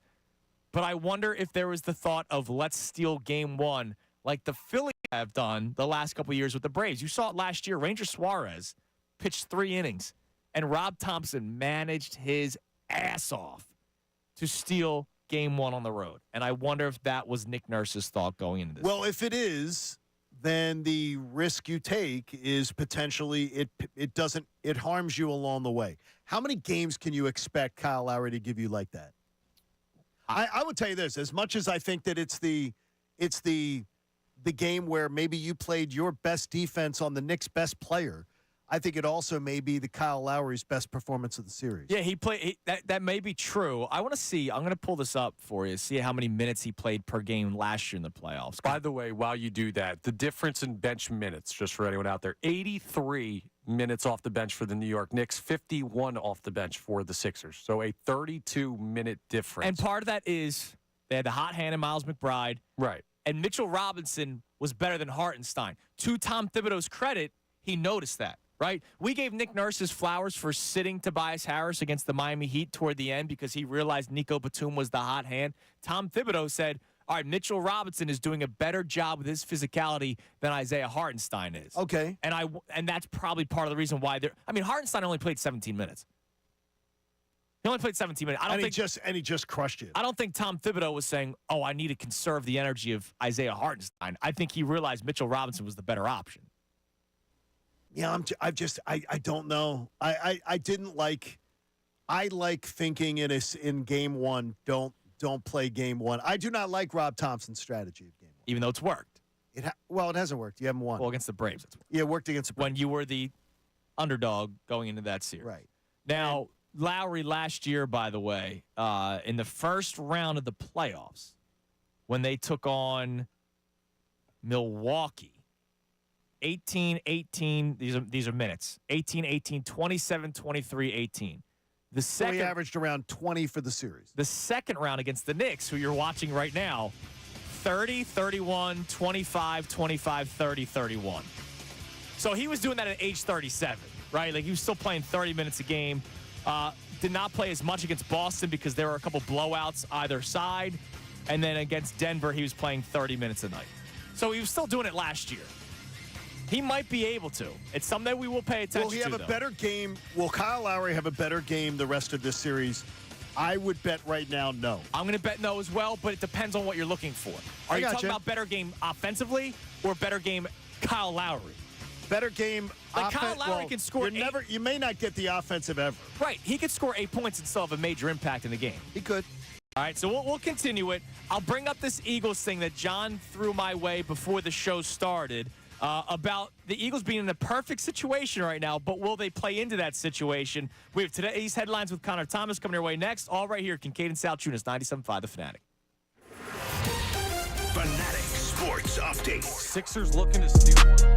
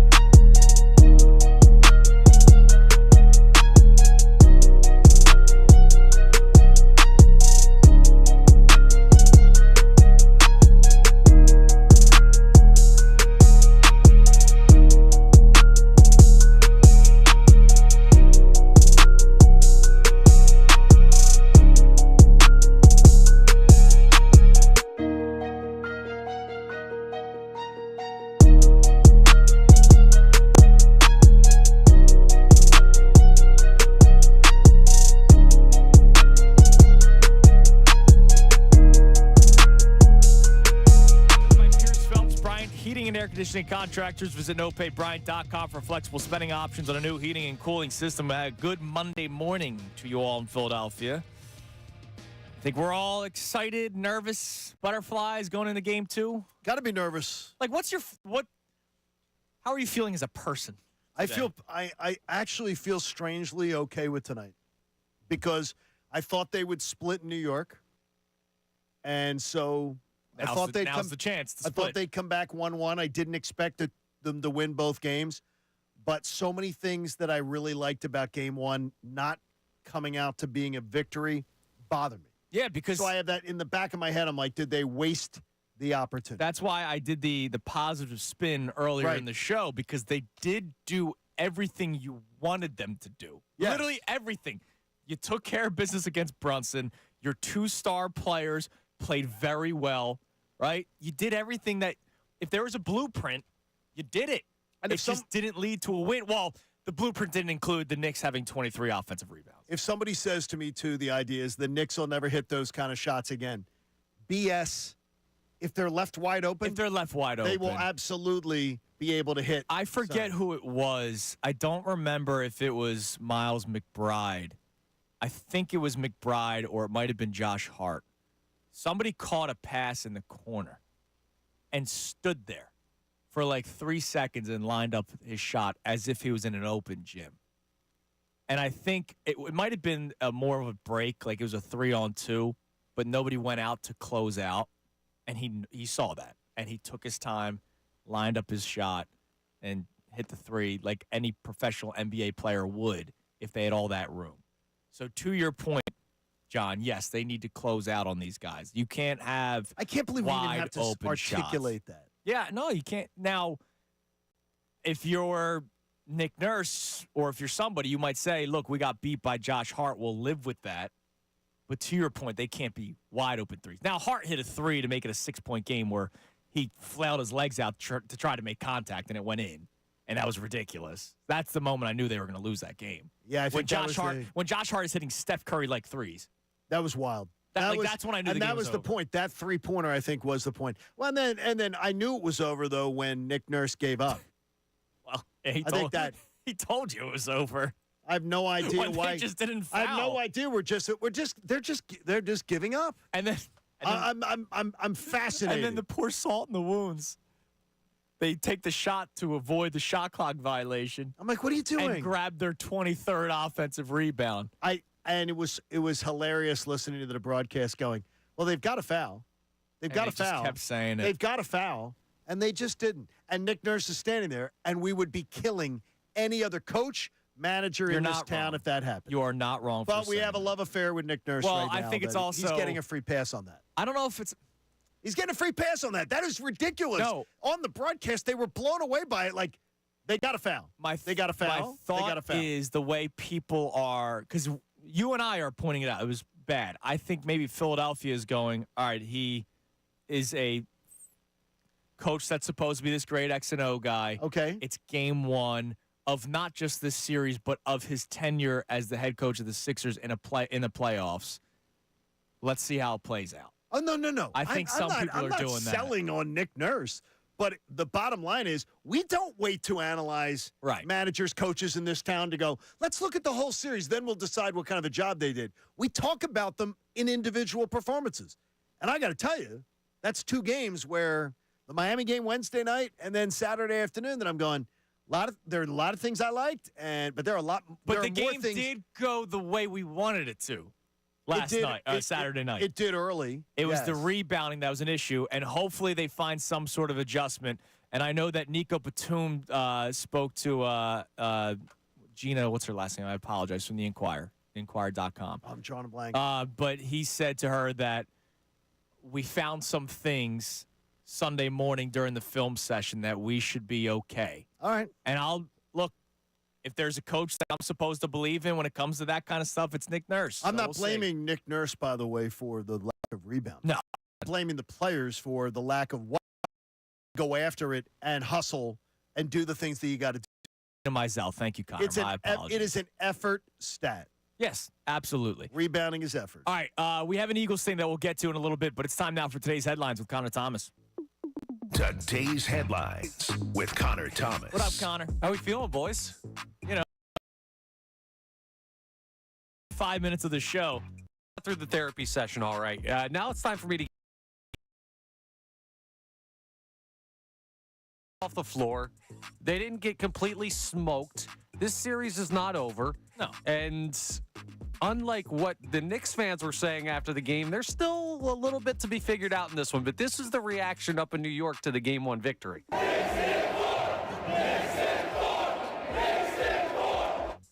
Those rats. All right. Going Knicks in 4 right off the rip. Can I say something?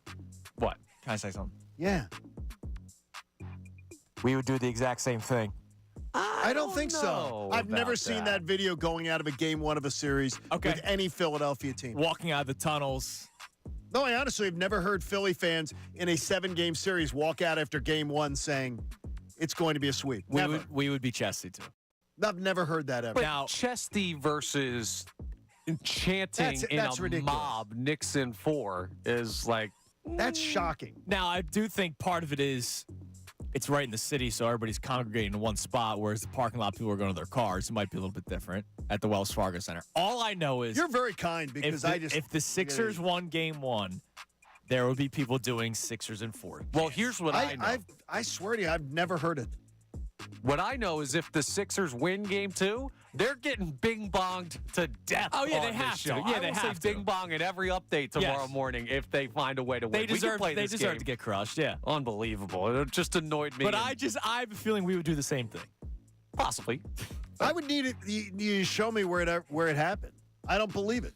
I don't believe it. We don't tend to do that. Dude. Now, talk about fans going out to the TV cameras in the parking lot and being like, "We're going to the World Series. We're going to the Super Bowl." That's different. Well, there are cameras all over the place. That's different. why there's literally an organized team chant. No, that's why there's audio of it. There was cameras in front of them. Yeah, but I've never ever. No, it wasn't. It was just somebody holding up their phone doing that. I think every franchise does it. At least a fan, maybe a fan starts. What's the Suns in 4 guy? Yeah, remember him? But that's the thing. Individual versus the group thing. I've never heard. Yeah, but once an individual does it, then the group jumps in. Certainly possible. Either way, screw the Knicks fans. Let's hope the Sixers find a way to get it done tonight.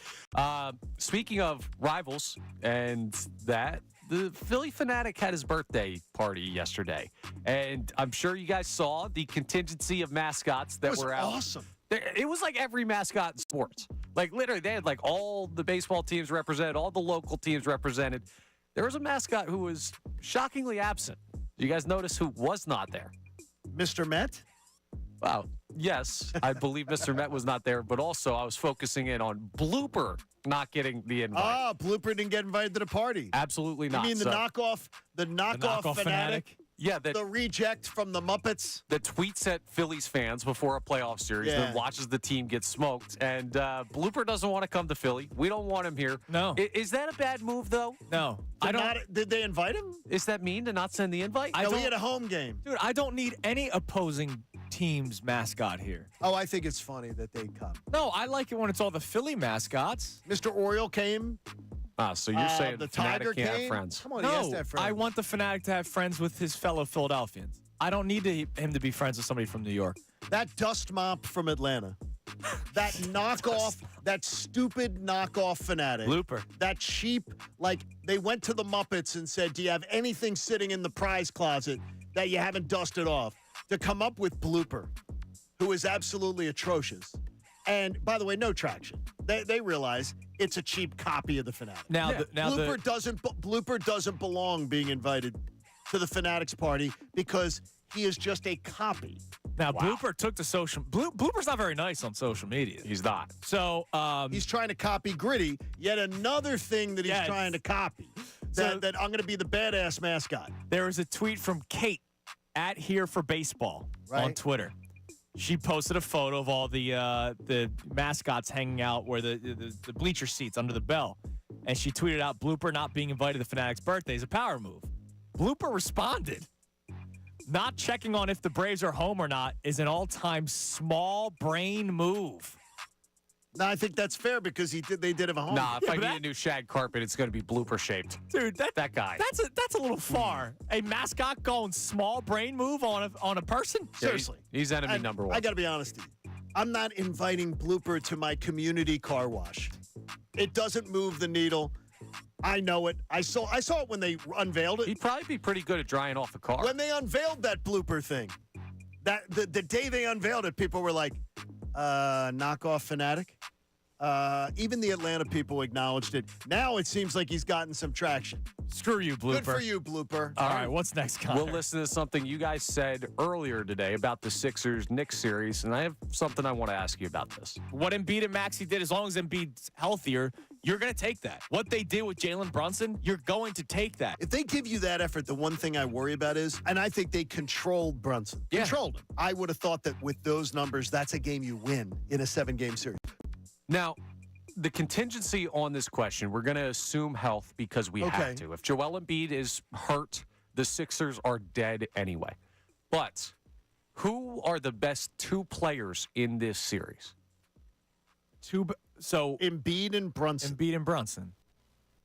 I might go Embiid and Maxey. No, I'm going Brunson over Maxey. I don't know if I'm prisoner of the moment from game plays one. defense. Maxey does not. Dude, and it's not just like look at what Maxey doesn't play defense. Look at what Brunson did this year. Okay, then I'll just say watching game one, right? Watching game one, I felt like the best 2 players on the floor were wearing Sixers jerseys. In game one, yes. In game one, Tyrese Maxey had a better game than Jalen Brunson. Did. But I'm Right. saying if you're gonna ask me who would you rather have, it's Brunson. There's not even a question. Well, I'm prisoner of the moment right now, and that's fair. You are. But Tyrese Maxey had the better game. You don't want the 2-way player? You want the 1-way player? My point is not that. I want the series win. I love Tyrese, And but if you come on. have the 2 best players in the series, you should still have a great chance to win that But series. he's not. Because Could he be for the next 6 games? He could be. He could be. He was better than Jalen Brunson in game one. When you don't contribute. Connor's point. Wait a minute. How many were the wide open shooters because of the fact that you had a guy who isn't good playing any kind of perimeter defense in Tyrese Maxey? Could be part of it. Okay. I think it can be a major part of it. Last year, you had a guy who plays less defense carry you to 2 victories in a series against a much better team. Right. That is correct. That's So, true. It's not ideal, I waited but a nice No, night but I last mean, night. it doesn't make him the best player in the series. The best players in the series are Embiid and Brunson until proven differently. I agree with John, but Because they both played both ends of the court. To your point, though, Connor, Maxey did have a better game. So how many times can Maxey and Embiid be the 2 best players? We'll see. I mean, just like the Miami Heat game, right? Joel Embiid, between those 2 teams, is the best player. But Joel Embiid was not the best player on the court that night. He was absolutely It was not. Jimmy Butler, especially, pre-injury Jimmy Butler. And if he hadn't gone down, they don't even win that game. Right. Well, it was Nico Batum. That's right. It was Nico Batum. So it's a game in, game out kind of thing. But we could do this if you're doing, all right. So Joel Embiid's the best player, Brunson's the second player, Maxey's the third best player. That means you have 2 of the 3 best players on the court, which should give you a good chance of winning a series. But sometimes we find out it's not that easy. I just think of a best player in the court has to play both ends. Not if it's not a good court. Unless they are just an ungodly, unconscious scorer night after night after night after night. All right, we're going to get into an Eagles conversation in a second, but let's go to the phone. Let's go to Andy in New York. What's up, Andy? Hey, guys. How are you? How you doing, Great, man? buddy. Good. Hanging up in New York. Came up Saturday morning. I'll go fast because I have a lot of points.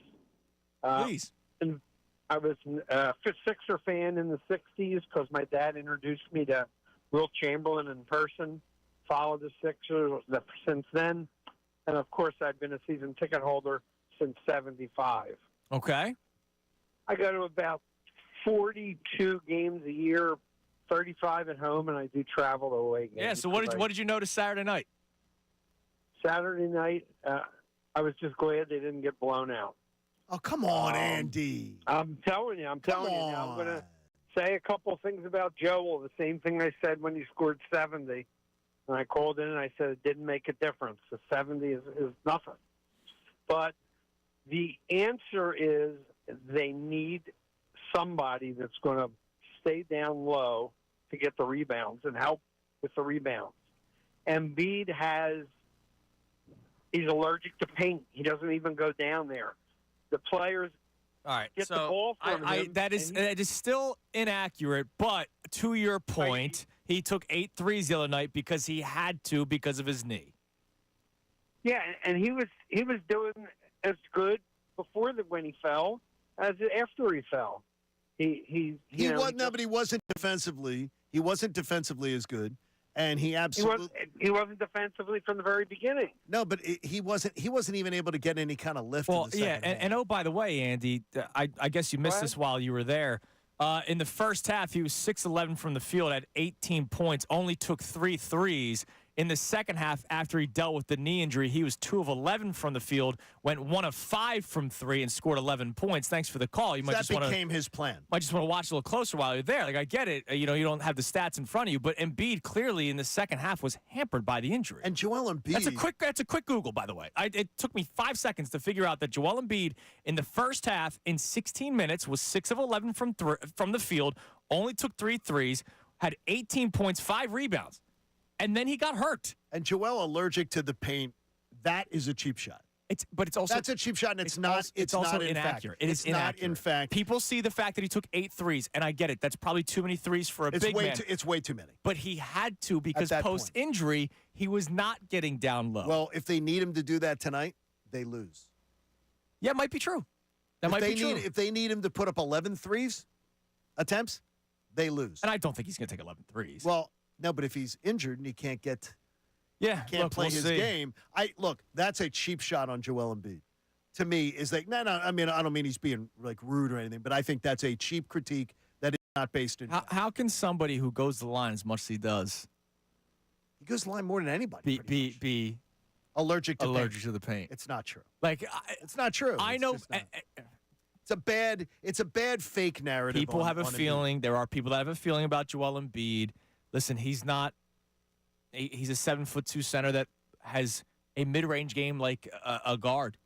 Like, he does things more than this isn't, with all due respect, because he's been a season ticket holder since the 60s, this isn't get the ball to the guy down low and let him score. It's not Moses Malone. It's not the same. Come on, it's not. And I remember, Andy, because I told you during my therapy session, I took a couple callers the night after he scored 70 points, and people were like, "Oh, what difference does it make?" Like, that's somebody that can't live in the moment. And that was a great moment, the 70-point performance. And yet there are still people that poo-pooed all over. It was a spectacular moment. But, like, let's not ignore the fact that post Embiid's injury, he lied. The caller lied, saying in the first half he was just as good as he was in the second half.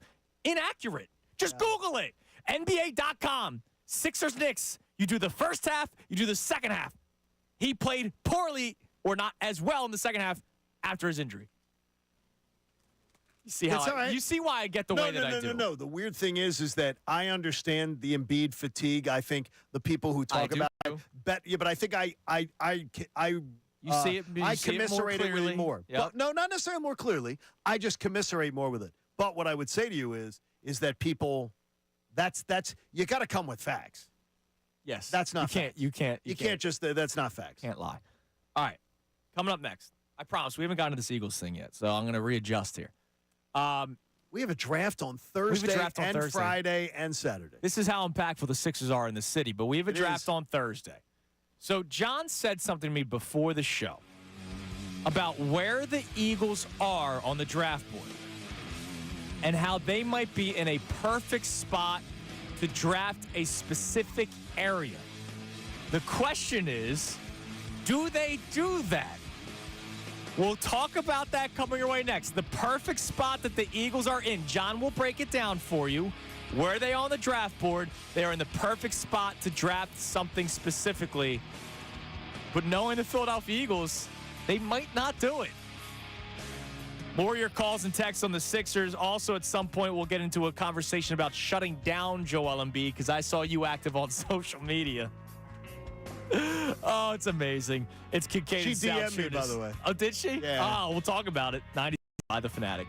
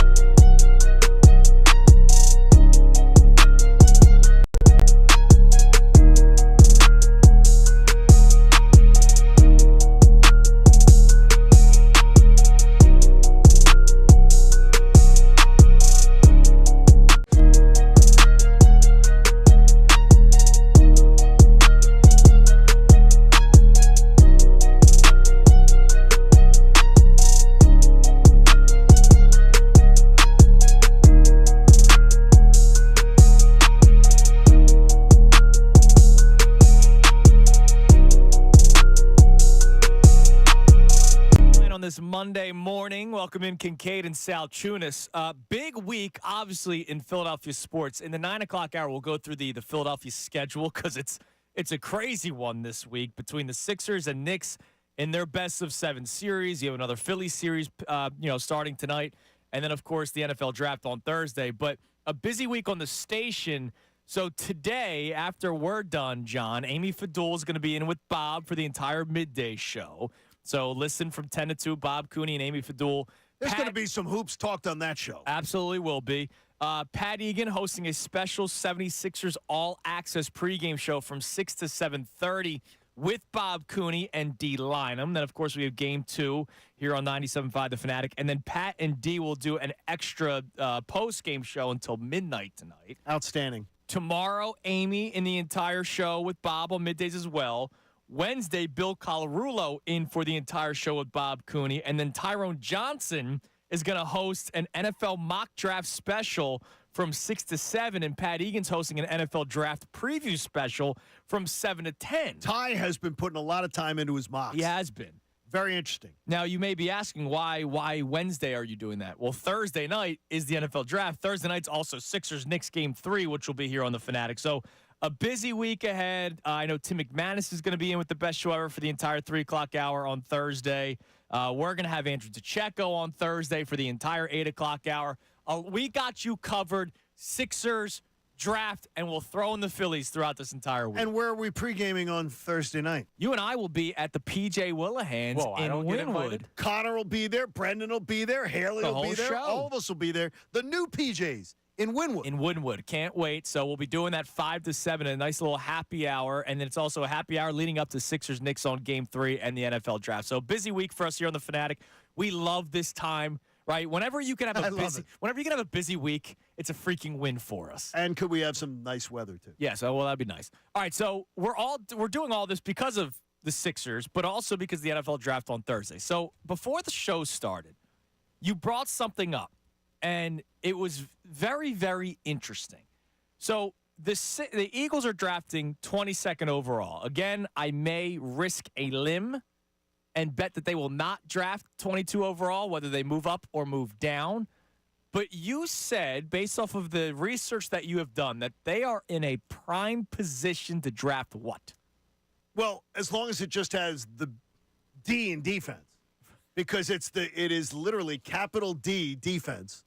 Here's projection. So ESPN.com, Bleacher Report, Fox Sports, all on their NFL draft coverage in the past 36 hours has had some piece that references to the fact that they think there is going to be a rush on quarterbacks, a rush on premier offensive linemen, and a rush on wide receivers. Yeah, because it's a big wide receiver draft class.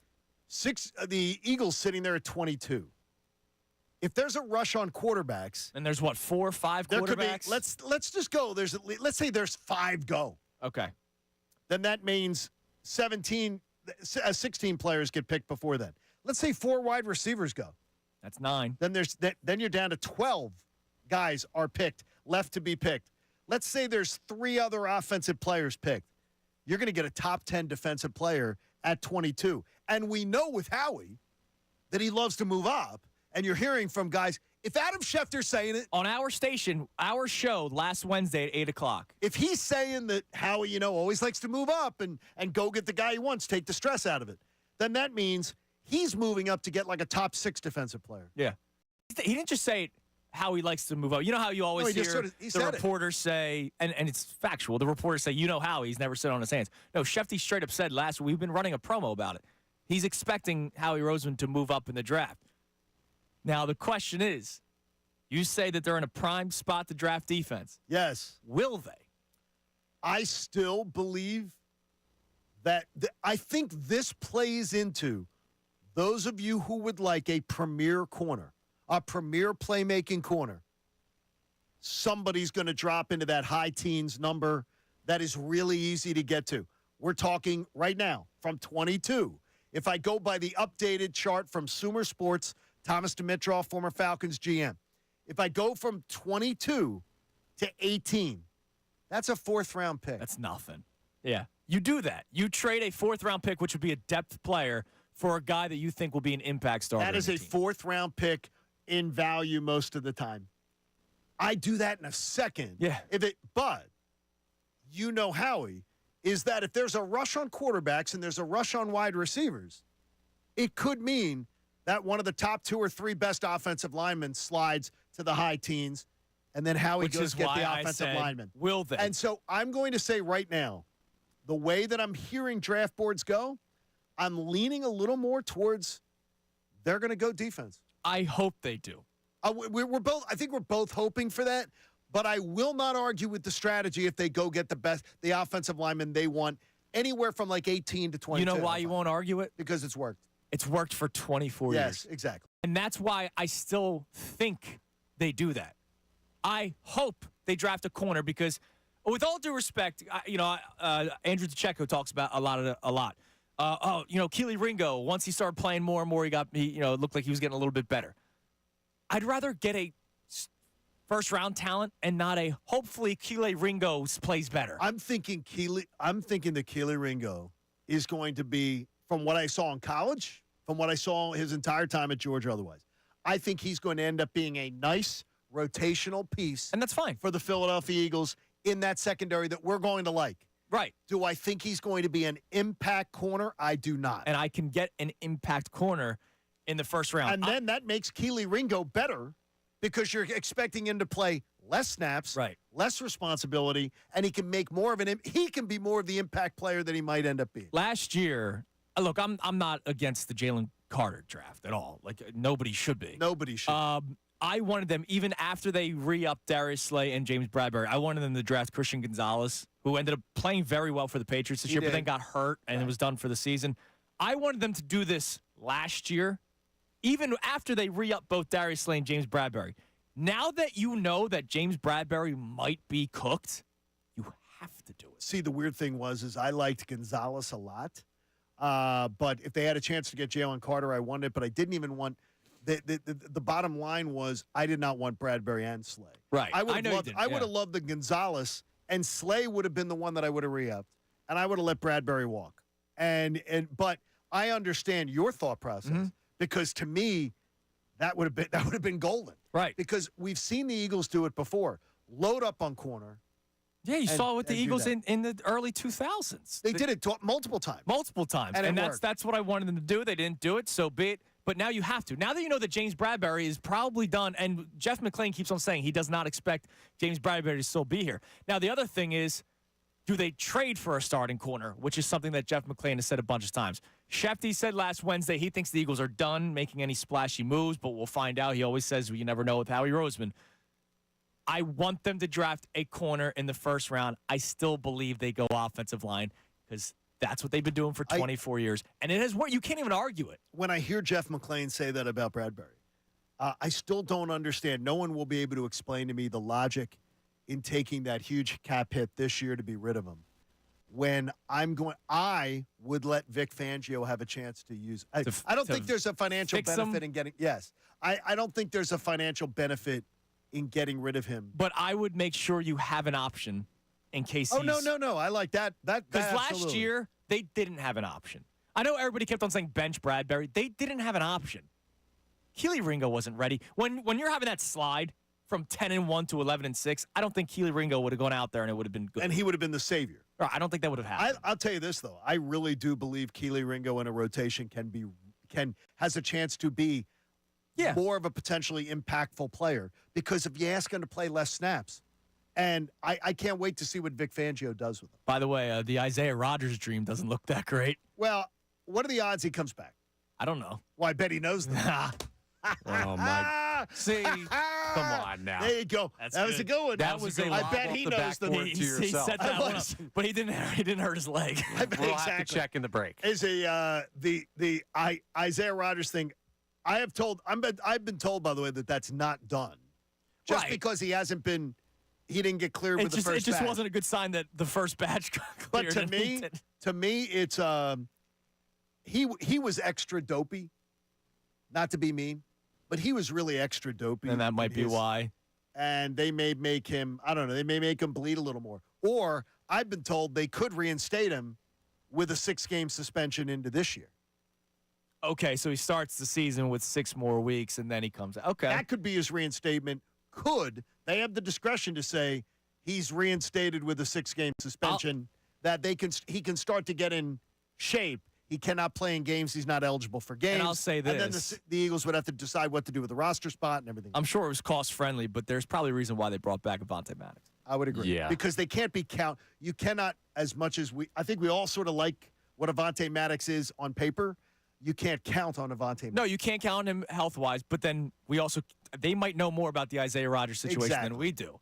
Because I remember when they brought Maddox back, there were a lot of people going, great player, but man, he's always hurt, which is and that's what I said. Perfectly fair response.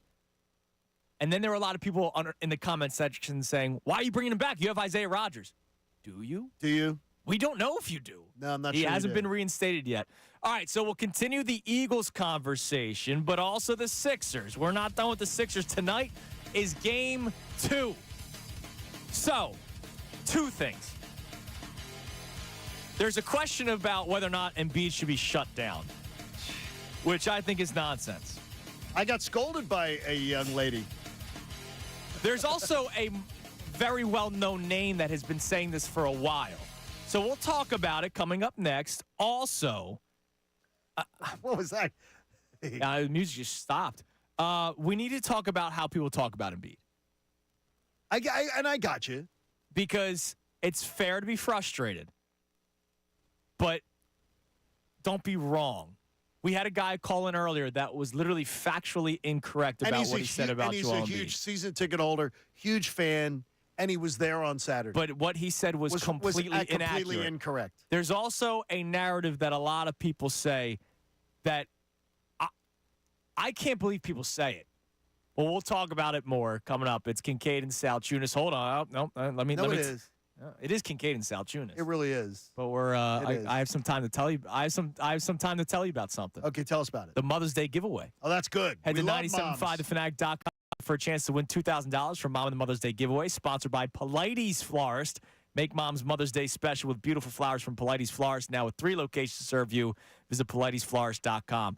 The text line, 610-632-0975. We'd love to hear more of your thoughts on the Sixers-Knicks game 2 tonight. We're still taking your reaction from game 1. And the Eagles draft. It's Thursday, the NFL draft. The Eagles, John told us, in a prime position to draft defense, even if they trade up for it. Oh, it's prime. But will they? I doubt it. It's Kincade and Salciunas, 97.5 The Fanatic. Sixers playoff update. I'm Connor Thompson.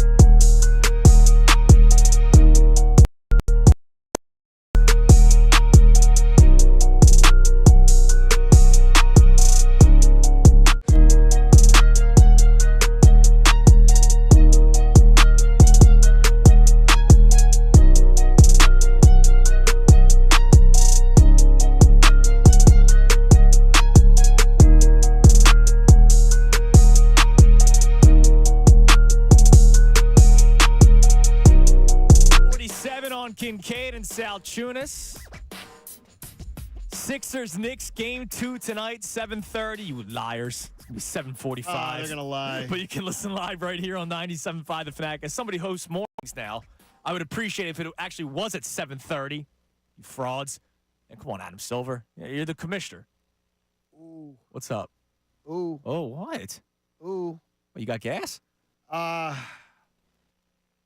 Schefter's reporting. What? Uh-oh. I don't like this. The NFL's investigation into the Falcons' alleged tampering with Kirk Cousins and the Eagles with Saquon Barkley could be resolved this week, with the discipline likely to involve draft picks and be more severe for the Falcons. Well, for the Falcons makes total sense. Eagles are if Adam Schefter, Eagles are going to get docked a pick, and it might be what, a 2? Could be a good one. It's a look. The Eagles tampering is expected to be, again, I'll read it exactly. The Cousins with Falcons, Eagles with Saquon Barkley resolved this week. The discipline likely to involve draft picks and to be more severe for the Falcons. So, but the Eagles are going to get docked a draft pick. I would say is if Adam Schefter's putting it on his podcast, which he is. That tells me, and maybe if Brendan, if B-Gun can find the audio for this, but here's some too.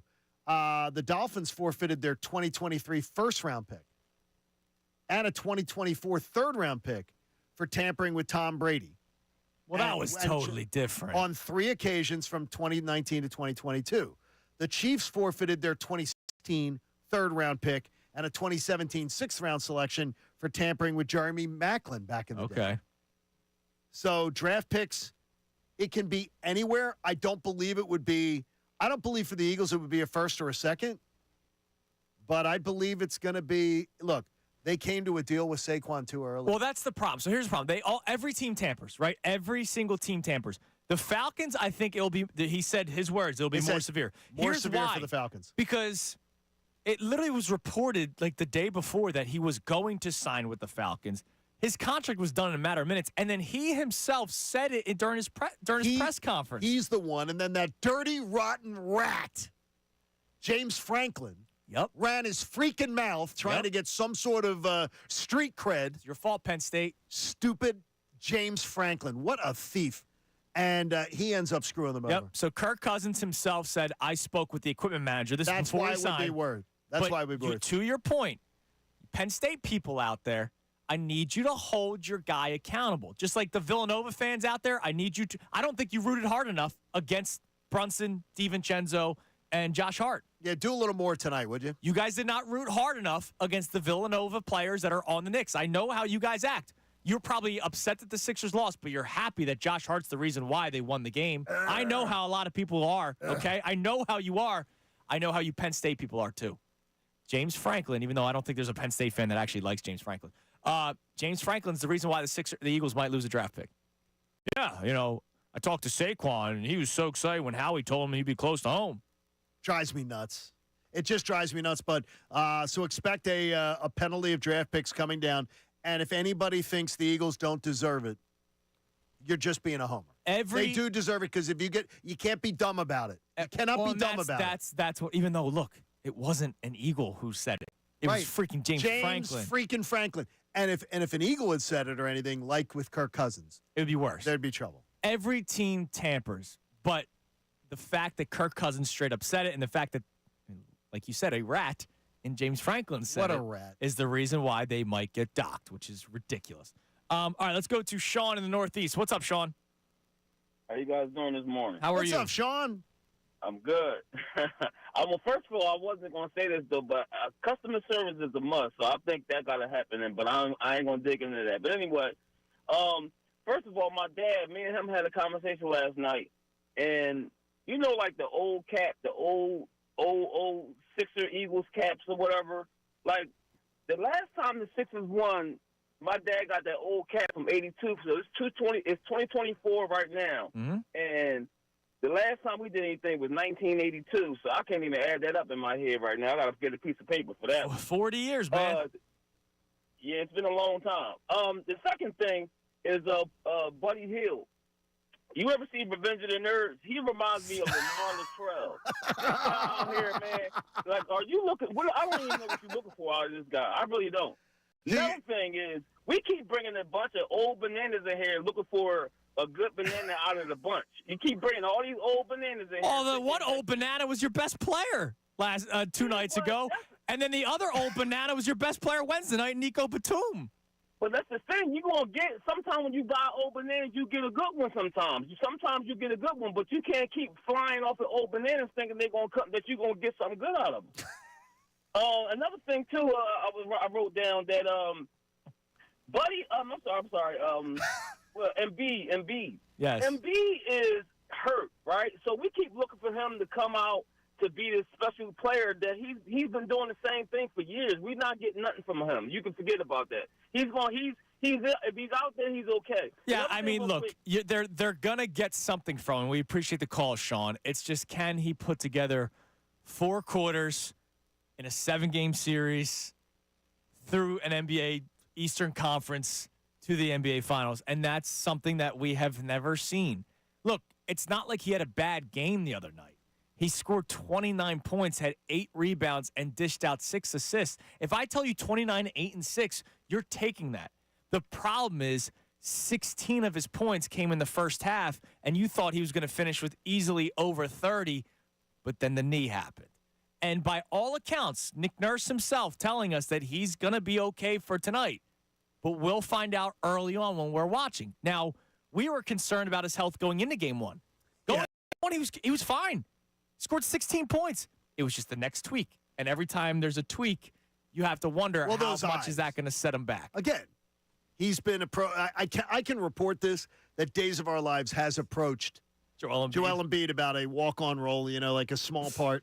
So like Stephen A's on General Hospital, he could be on Days or something. Because those eyes, I mean, it was as dramatic as it comes. It was dramatic. All right, so to start the 9 o'clock hour, 2 things about Joel Embiid I want to discuss. The idea of shutting him down, number 1, and people calling Joel Embiid soft. I think that is ridiculous. What do you mean? He's always hurt. Calling him soft is ridiculous. I'll explain more coming up. Also, the Phillies sports calendar. Sixers, Phillies, NFL draft. It's a big week ahead. We'll tell you exactly when everything happens this week. It's Kincade and Salciunas, 97.5 The Fanatic.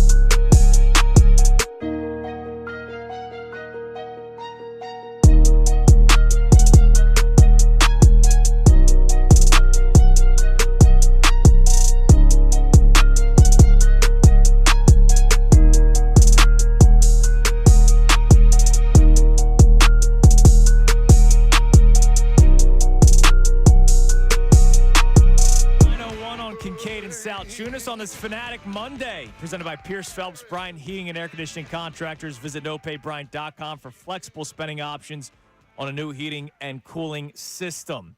Saw Bob Cooney and Ray Dunder in the commercial break. They're coming your way at 10 o'clock for the midday show. Amy Fadul in with Bob all show today, so make sure you're listening to that as we get you all here. Morning show, middays with Bob Cooney, and then, of course, the best show ever, 2 o'clock, getting you set for Game 2, Sixers-Knicks. It's going to be, in other words, a very, very busy week in the Fanatic, as you pointed out. Yeah, so we'll go through the sports calendar. So much fun. In a couple of minutes. But to sort of let you guys know what we've been talking about, obviously, reaction to Game 1, what they need to do differently, or if they need to do much differently, because they did what we wanted them to do, except for, the 23 offensive rebounds for the Knicks is closing criminal. it out. It's They're criminal. closing it out at the end. Close it out. But They did a good job. they took care of Brunson well. It was the second and third options for the Knicks that beat you, right? You'll survive with that. Your star players of Joel Embiid and Tyrese Maxey both played well, at least if you look at the stat sheet. Embiid obviously did not play as great in the second half after he tweaked the knee. Hopefully he's feeling better today. You had another impact player step up, and that was Kyle Lowry. The biggest issues for the Sixers, not boxing out, Knicks getting offensive rebounds, and then to your point, the bench doing basically nothing for the Sixers. Yes. The numbers obviously so much different because they had a player that went off for the Knicks on the bench, and the Sixers had nothing. Miles McBride goes off for 21 points. He was 5 of 7 from 3, and Bogdanovich had a nice night too. He was 3 I of 6. can't stand him, by the way. I wanted the Sixers to trade for him. Oh no, I would have loved to have seen him here. You can ask Ray. That was my watch list from the start of the season, but Sixers didn't do it, and he hurt you the other night. He did. So we'll see how that one plays out. I was just thinking about something, John, What now? during the commercial break. What do you got? Because you know how I feel about Tobias. I can't stop myself. Yeah, you're obsessed. You know what's really sad? He is, by the way, he has filed for a restraining order. That just was on Channel 6 on the scroll. Oh, he doesn't have to. Andrew will just stand under the basket. Well, here's the thing. If he files a restraining order, I can't be within X amount of miles around You him, can't. right? No, like feet. I think it's feet. So when he goes and signs with Detroit this offseason and his career comes to an end with the Pistons, there's no issue. So you think it would expire? Well, no, he can just leave. Okay, he's I'll going to stay leave. here. I think more people would rather me, as much as people probably dislike me, I think they'd rather me be here than Tobias Harris. Let's not put that poll. You're up. Put out the Open it poll. up. Who would you rather be in Don't put Philadelphia? that poll. Andrew Don't put- Salciunas or Tobias Harris? I guarantee you I win that poll. Feels a Don't little put the skewed. poll up, though. So my question, or it's not even my question, it's just my statement. What's Okay, just really come with the statement. what's really sad about the Tobias Harris situation and the bench situation, Okay. I expect the bench to have a better game. You better. They scored 7 freaking points. No, but I expect it. I don't expect Tobias Harris to play a better game. How about- and that's sad. How about I will tell you that both play a better game. Okay. And Tobias does better rebounding and points, 25% better in both categories. I would hope so. I mean, he scored 7 points in game 1. Yeah, I think he's going to do better, and I think that the bench will do better. It just, but again, it just sucks that I have this feeling about a player that has been here for a long time, dude. no question. I wasn't married yet. He's been here for a long time. You were still a virgin when he got here. I mean, it was amazing. I'm trying to remember when that happened. I mean, if he's But that's sad that I can't expect one of my max contract players, one of my starters, to play better than he did in game 1 of this series, where he went 3 of 7 from the field and scored 7 points. But I expect my bench of Batum, Hield, Reed, and Payne to play better. okay. Again, what I would say to you is that, and I appreciate that I didn't have to do the work, that they did it on the NBC Sports Philadelphia. If your bench gets outscored by 26, you win 1 out of 20 games. You got outscored by 35. That is the number one culprit of why you lost the game. That's it. That's the number one culprit. Though I absolutely agree with you, and I threw you the bone in the first segment of the show Yes, you today did. and said, he is not good enough. Tobias is not good enough. But the reason you lost that game, you were outscored by 35 by your bench. That's terrible. If he finishes with his season average, they win this game. If Well, you in just game one. Also, if you don't get out-rebounded by 22 overall and 23 offensive boards. 23 offensive rebounds. that's unbelievable. It's criminal. I don't think there's any way to simplify the problem down to one thing. Like, I don't even think there should be a headline from game one. I think there's 3 things that need to change. And Tobias needs to play like closer to the player he's supposed to be, because we know he's not going to ever be the guy we want him to be. Right. The bench needs to not contribute. And somebody needs to freaking rebound, or I'm going to lose my mind. No, it was horrible. I mean, the Sixers, again, I'll say the numbers one more time because you weren't even aware of this, John. The Sixers finished with 24 defensive rebounds. The Knicks finished with 23 offensive rebounds. They almost out-rebounded you on the offensive end of the court. the fact that I don't know. Sorry, I don't have that off the top of my head that that's ever happened before. It was close. rebounding lack of effort by the Sixers that was pointed out consistently on the broadcast. I cannot even imagine, because I was not listening to Tom McGinnis. I can only imagine what Tom was losing his mind about. Oh, yeah. Because that was absolutely terrible that you're just completely flat-footed and watching a lot. I know how many those rebounds bounced out to flew out to the 3-point line. There was a lot of tip outs, and I think that might also be a Knicks plan, especially knowing that Embiid's not getting up off the ground all that much. Maybe that's what it is. All right, so let's get to a phone call. We'll get a couple of texts in about the Sixers, Connor, and then I want to run through the Philadelphia sports schedule because it's a busy week that we have ahead of us. Let's go to Lewis in Pennsauken. What's up, Lou? Hey, fellas, how are you? Good, how are buddy. you?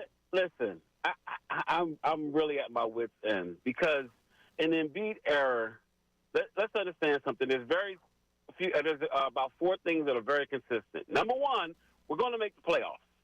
Number 2, he's going to be injured and not playing up to full strength around this time. Number 3, our bench is not going to help us. And number 4, and let's understand something, we're going to get out-coached. And we can talk about Nick Nurse all we want, but Doc Rivers without Giannis won yesterday. And here it is.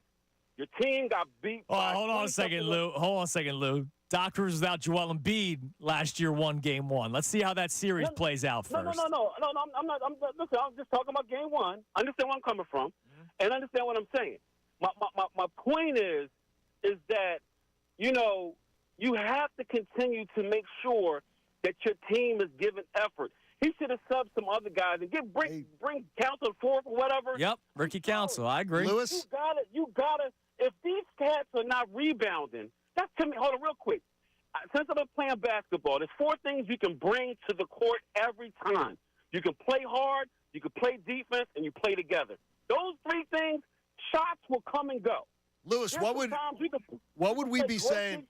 What would we be saying if Doc Rivers had coached that game?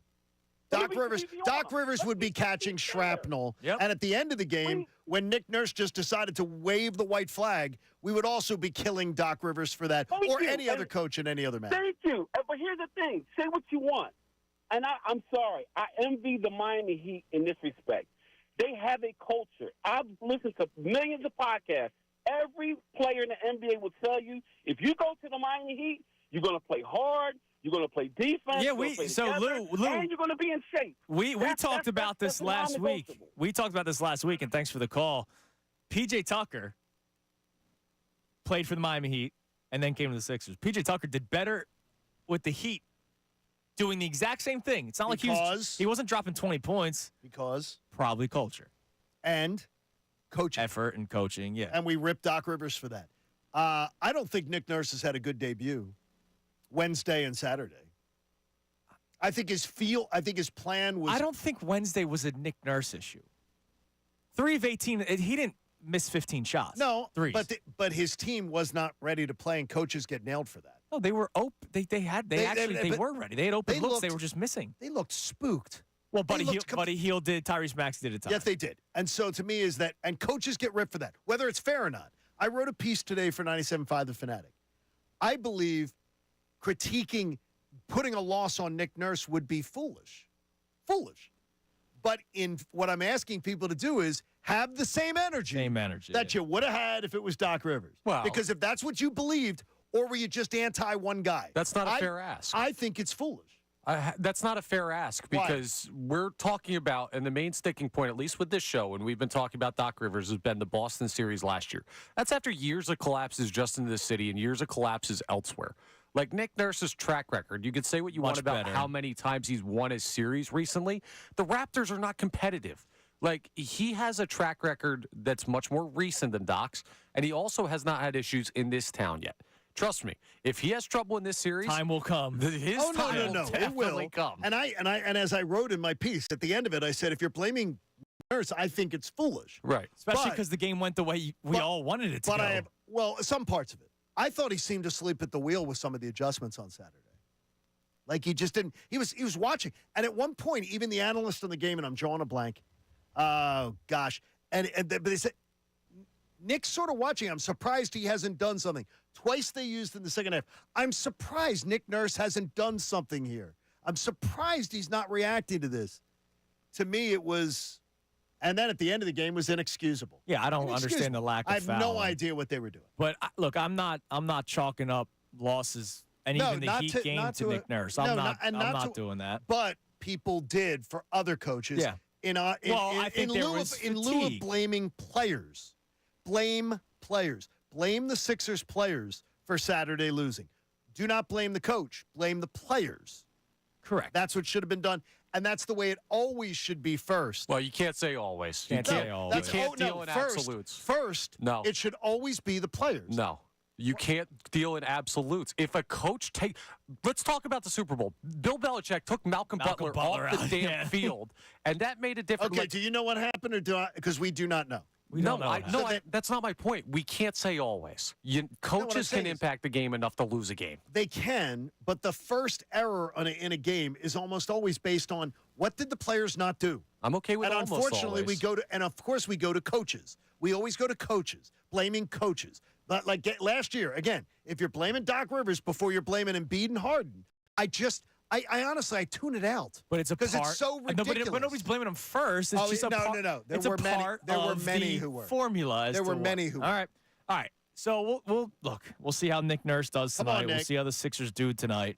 But Lewis's points, you can always expect Embiid to be hurt. Yeah, unfortunately, that's accurate. You can't always expect him to be in the playoffs. The bench thing, he said, you always expect the bench to come up small. We'll see about the bench. I stand by it. This is the deepest bench the Sixers have had since the Bellinelli, Ilyasova days when they weren't ready to win anyway.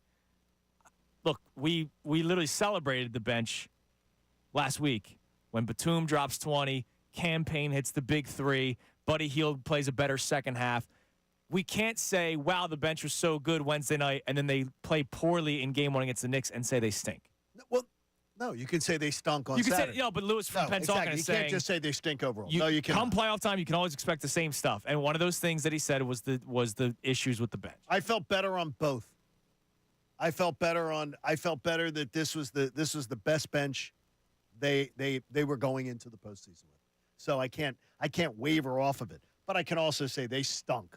They absolutely stunk. Did. Now we have a stat from Positive Josh. I love Positive Josh. Nick Nurse, his playoff record in games 1 and 2 is 5-10. Now that doesn't make you feel good about tonight, but games 3 through 7, he has a 20-7 record. That's outstanding. So that tells you he makes adjustments. He's won one playoff series since the championship.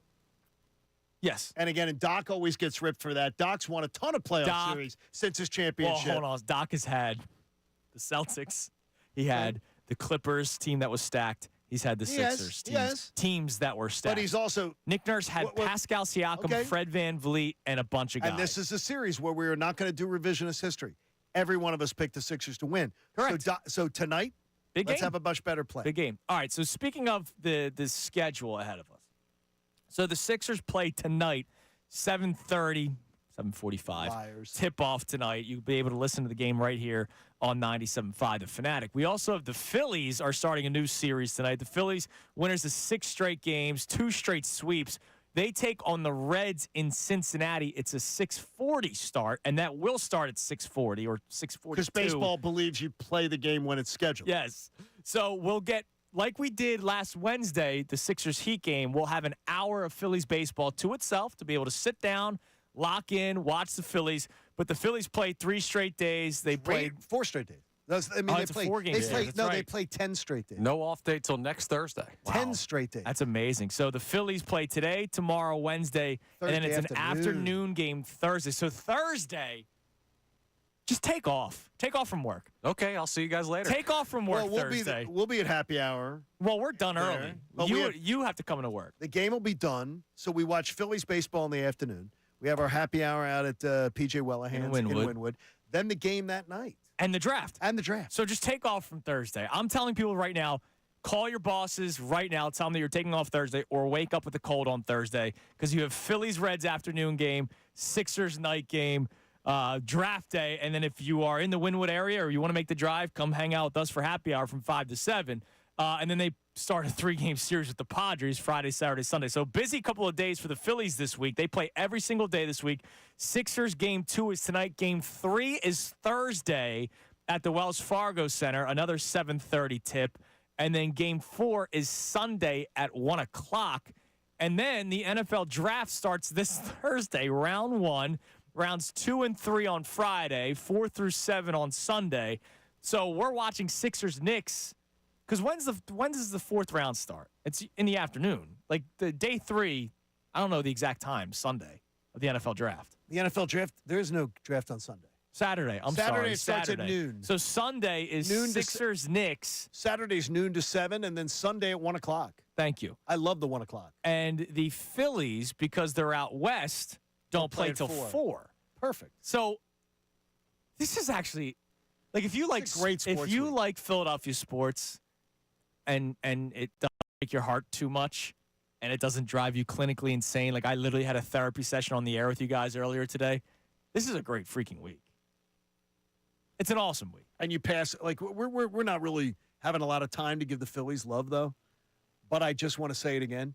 That's exactly what I've been asking since the Rob Thompson administration started. Yep. They saw 2 tomato cans in front of them, and they literally kicked their backsides. 6.5 runs a game. Oh, it's amazing. The pitching was ridiculous.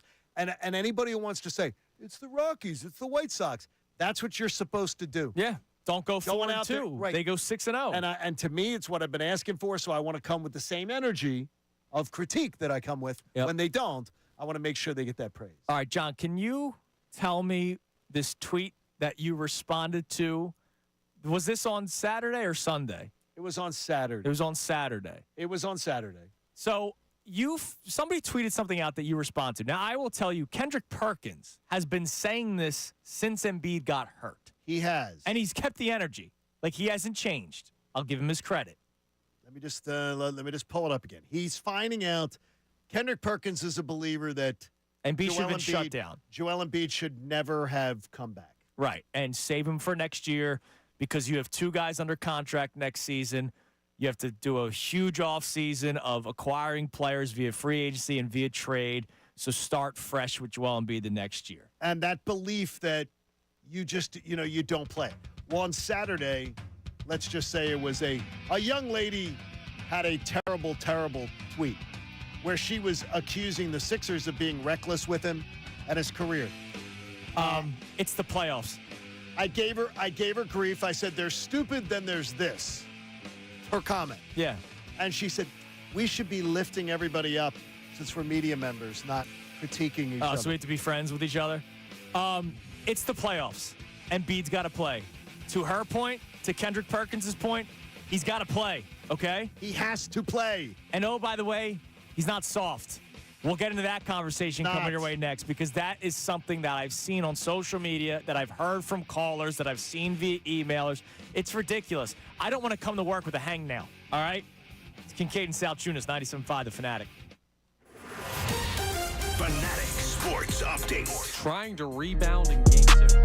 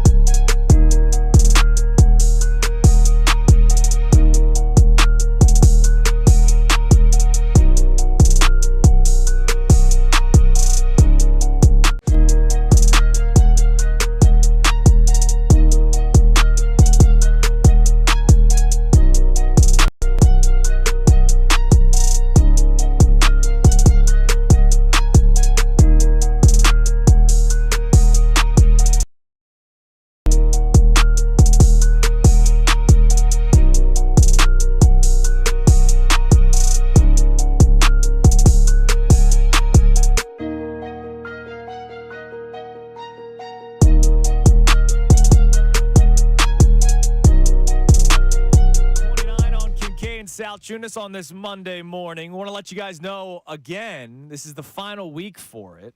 Our incredible contest right now on 975thefanatic.com, where you can nominate someone who you think deserves to win 2 round-trip flights on Avelo Airlines.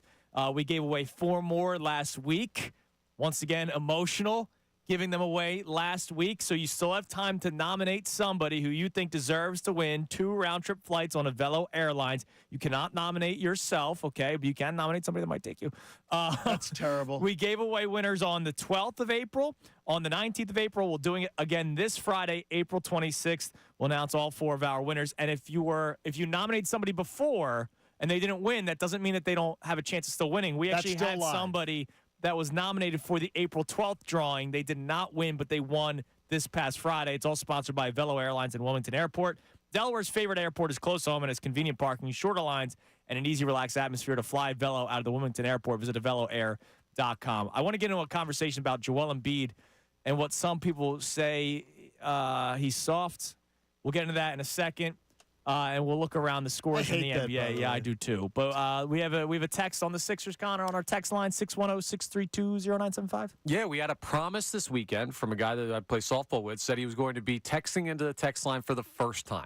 First time, first time, long time. Yeah, so Sean checks in here and says the Sixers need to have Tobias Harris come off the bench and run 2 bigs to slow down the rebounding by the Knicks. We've talked about that, but I don't know if Nick Nurse will get to the point where he's willing to do that. Do you think that he'll be willing to make that much of a change? He also said I walked in softball yesterday, which we didn't need to tell him. He did walk? No, he walked. You walked? I mean, you did? You can't walk in slow pitch softball. Yeah, he did 30 strikes. Tobias Harris, I would have him come off the bench in a heartbeat. And I don't know if Nick Nurse will. Here's the deal. I have said this a million times. I don't think he's a bad basketball player. I think if he played for... You don't? I think if he played for the Detroit Pistons next year, which that's already being reported, he will average 20 a game. Now, I think it's empty because I think come playoff time, he disappears. Well, and you won't have to worry about playoff time then. Well, exactly, with Detroit. He disappears in the playoffs in big moments, year in and year out, and I've been dealing with it for 6 seasons now, ever since he got traded here. All right? For 6 years, I've been dealing with Tobias Harris and his disappearing act. Tobias the Friendly Ghost is what I called him, okay? Drives me insane. If he goes to the bench and comes off the bench, he can know that he is just coming off to score. Be the assassin scorer, as your father called you. If he comes off the bench, that's his role. But I know Nick Nurse isn't going to do it. I just know it. He's not going to do it. How sure are you? Like, you heard the way he answered that question about Tobias. That sounded defeated. Like, he sounded very beaten. What happens first? Tobias comes off the bench or Oubre comes off the bench? Oubre probably. So if you start Batum or Paul Reed to get some extra height in there, I could see Oubre coming off the bench. And I think we would all collectively lose our freaking minds if that happened. I don't know, because Kelly Oubre kind of seems like a guy who doesn't really care. But I think we would all lose our minds because we would say that they picked the wrong guy. Well, but I think there's something to be said about balancing. John's been on the bench scoring all day, and while it's not the only reason they lost that game, it's a big problem if you're getting majorly outscored by the opposing bench. Kelly Oubre is going to give you a spark. So maybe there's benefit in that. Ultimately, I know your ultimately point, it doesn't matter. It's who's on the floor at the end of the game, right? So if Kelly Oubre doesn't start the game, and so he gave you 10 points in the starting lineup last night, or on Saturday. If he gave you 10 points off the bench, you still lose. It's just your bench total was different. If he's coming off as a spark off the bench, well, who's the spark in the starting lineup when Oubre's now on the bench? So now what? You're playing Paul Reed's not giving you offensive numbers. No, but you got to hope Embiid and Maxey carry you. Which they kind of did. It's just other people came up small. Can Maxey duplicate game one? I don't see why he couldn't. I'm not sure he does, though. Well, we'll see. We'll see tonight. I'm expecting Embiid. I expect a player of his caliber to always be in the 30s, but he in a critical playoff series. Mm-hmm. But he was knocked down the other day, and there was a reason. With 29. There was a reason. And he still finished with 29. For those of us who bet the over 29.5. Yeah, sorry for your loss. But I would say is that I'm expecting more from him. I'm expecting more from him tonight and a little less from From Maxey? From Maxey. Okay. But I'm expecting everybody else to do their jobs So better. you told Tobias me to do better. 25% more for Tobias. I better freaking see it, man. Well, no. 25% more for Tobias, by the way, is just that he's got to be in. I think Tobias must, in a playoff series, give you, I only say 12+ if he's rebounding. Okay. If he's doing his job on the defensive boards and he helps out, then if he grabs you some boards there, 12 would be adequate. Adequate. With the other players you have, adequate. You're talking about a max contract player. I understand, and but I'm not. You're hoping for 12 points. That's my adequate. point. Right, This I is get sad. you. I get this you. is sad. But and when that's- your bench scores 7, you cannot win. You cannot win. well, if one of your You big can't if win. one of your big three scores more than 7 points. No, but you shouldn't could. have to. No, when your bench scores 7, you don't win in the NBA. That's it. Bottom line. When No. one of your starters who averages 18 a game, You win all the scores time. 7, You win all the time. Scores 7. No, but you win all the time in the NBA. When you have a Now a when starter, that guy's a max contract player, Dude, that guy's killing a starter you. who averages 18 that scores 7, you win all the time in the NBA.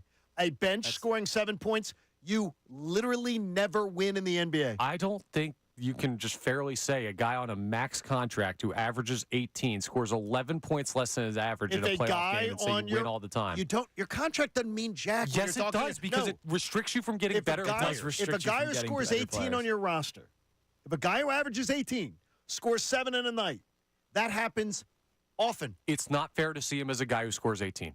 You have It is. To, That's what you have to look at it as. You He have to scores- see him also for what he's supposed to be, John. I know what he is now, and that's why we're mad at him. But what he was supposed to be was 25.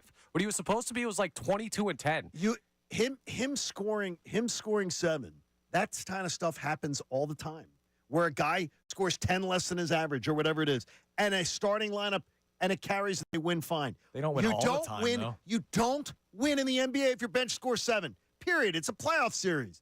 They beat you by 35 points on the bench. It's part of the reason why they lost. That's Right. ridiculous. So was Tobias Harris. That's the reason you lost. Or- you were outscored by 35. No, I think 23 offensive rebounds is the reason why he lost. Partly, absolutely. No, I think I think that's- I think that's much bigger. You think that's much bigger? Yes.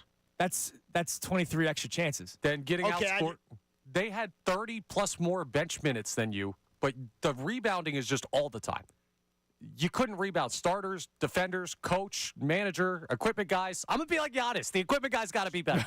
Like 26 was the number. Trot it out there. You lose by 26 in your bench scoring, you win 1 out of 20 games.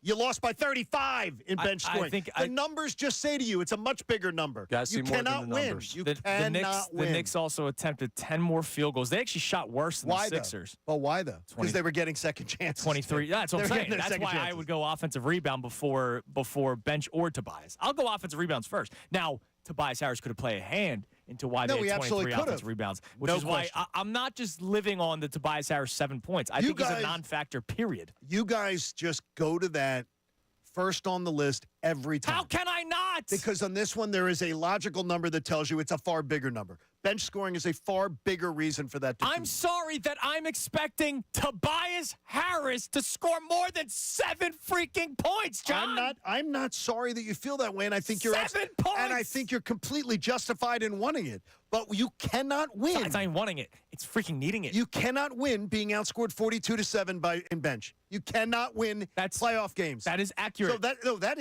that's just you're not going to win. So that is a number one thing to look at. You can look at it, and then if you want to go to an individual and say Tobias here, sure, absolutely, I'm all for it. Tobias Harris has become, to me, almost unplayable, dude. Unplayable. Or if he's playing 31 minutes, it's got to get knocked down to 25. And that's why I said to you, could you have some Paul Reed and Embiid minutes tonight? Yeah. And if you have that, and if I told you you just got 6 minutes of that took 6 minutes away from Tobias Harris, But I'm willing to see it. The problem is, and I think Andrew's right, I think those won't be Tobias's minutes. Like It'll be somebody else. It'll be I think somebody it'll be else's someone man. else. And I freaking hate it. And Which it is goes back annoying. to what Bob Cooney brought up not too long ago. It's the unwritten rule, which I think is nonsense. All right, real quick. Stop calling Joel Embiid soft. It's terrible. Because I didn't sleep well last night. Cooper's sick, right? I didn't sleep well last night. I didn't want to come into work today because I didn't sleep well. Joel Embiid is out there every time he can be. Torn meniscus, fractured orbital bone, fractured finger on shooting hand, non-shooting hand in the First of all, I ain't no bitch. in the same playoff series, by the way, against the Miami Heat a few years ago. Not only did he have the orbital bone, he also had injuries on both hands. The guy plays through it all. You want to say he's dramatic? Fair. No, absolutely, he is dramatic. You want to say he's injury prone? Fair. I can't argue that. He is. You can't call him soft. No, you can't. You look foolish because I think soft might be the biggest critique you throw at somebody, the cheapest shot, because it means you don't want to be tough. Right. Soft means you don't want to be tough. You don't have it in you. I've seen enough of Joel Embiid to say he's got that in him. So it is. But if you want to say injury prone, that he's always going to be injured, all that stuff's fair. You can't say soft. You can't say soft. Soft is because soft is a choice. Yeah. You choose to be soft. I'm soft. If I have a hangnail, I do not want to come to work.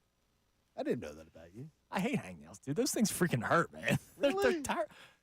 You really? What do you mean, really? What, you rip the hangnail off and enjoy it? I just got to say, maybe the hangnail's a horrible pain. Paper cut in between the fingers. Not fun. Dude. Not come to work pain? I'm on the injured list for 15 days. It's true. I'm on the 15-day IL. He is soft. I'm just saying, maybe you are soft. Joel Embiid has an orbital bone fractured a second time, and he's playing 2 days later. He's not soft. No. You have to choose your words better. And I would imagine you would be totally, every time someone comes near you and you have an injury like that an elbow's coming your way or something, you're going, and you're just, there's an expert. I remember when the second time he had the orbital bone, Dwayne Dedman went to block a shot, hit his face, and he went down. And then he didn't want to go back in the paint the rest of the series. And I remember people ripping him. I'm like, what did you expect? He has a broken bone in his face. And if I was playing against him, that would happen in the first quarter of the first game that he was wearing that mask. I would absolutely have somebody doing that. I would. And that, whether you think that's cheap or not, I would have said, let's see how tough he is. By the way, I'm sorry. I don't know what this is from. So B Gunn does a great job tweeting out quotes and stuff. He tweeted out one of my quotes of Tobias. Uh-huh. And there's a gif of him almost knuckle deep up in the nose. What? Go to the Fanatic, 975thefanatic.com. He's almost knuckle deep, and it almost looks like he may have tasted it. Oh, jeez. And I love AJ. She's amazing. She responded, if y'all don't stop with that clip of Tobias, damn. Eating boogers? Dude, he's knuckle deep. Oh, jeez. Ew. All right, Kincade Salciunas Key 3 coming your way next. Also the crossover with Bob Cooney right here, 97.5 The Fanatic. Tyrone Johnson, Ricky Batalico, and Jen Score. The best show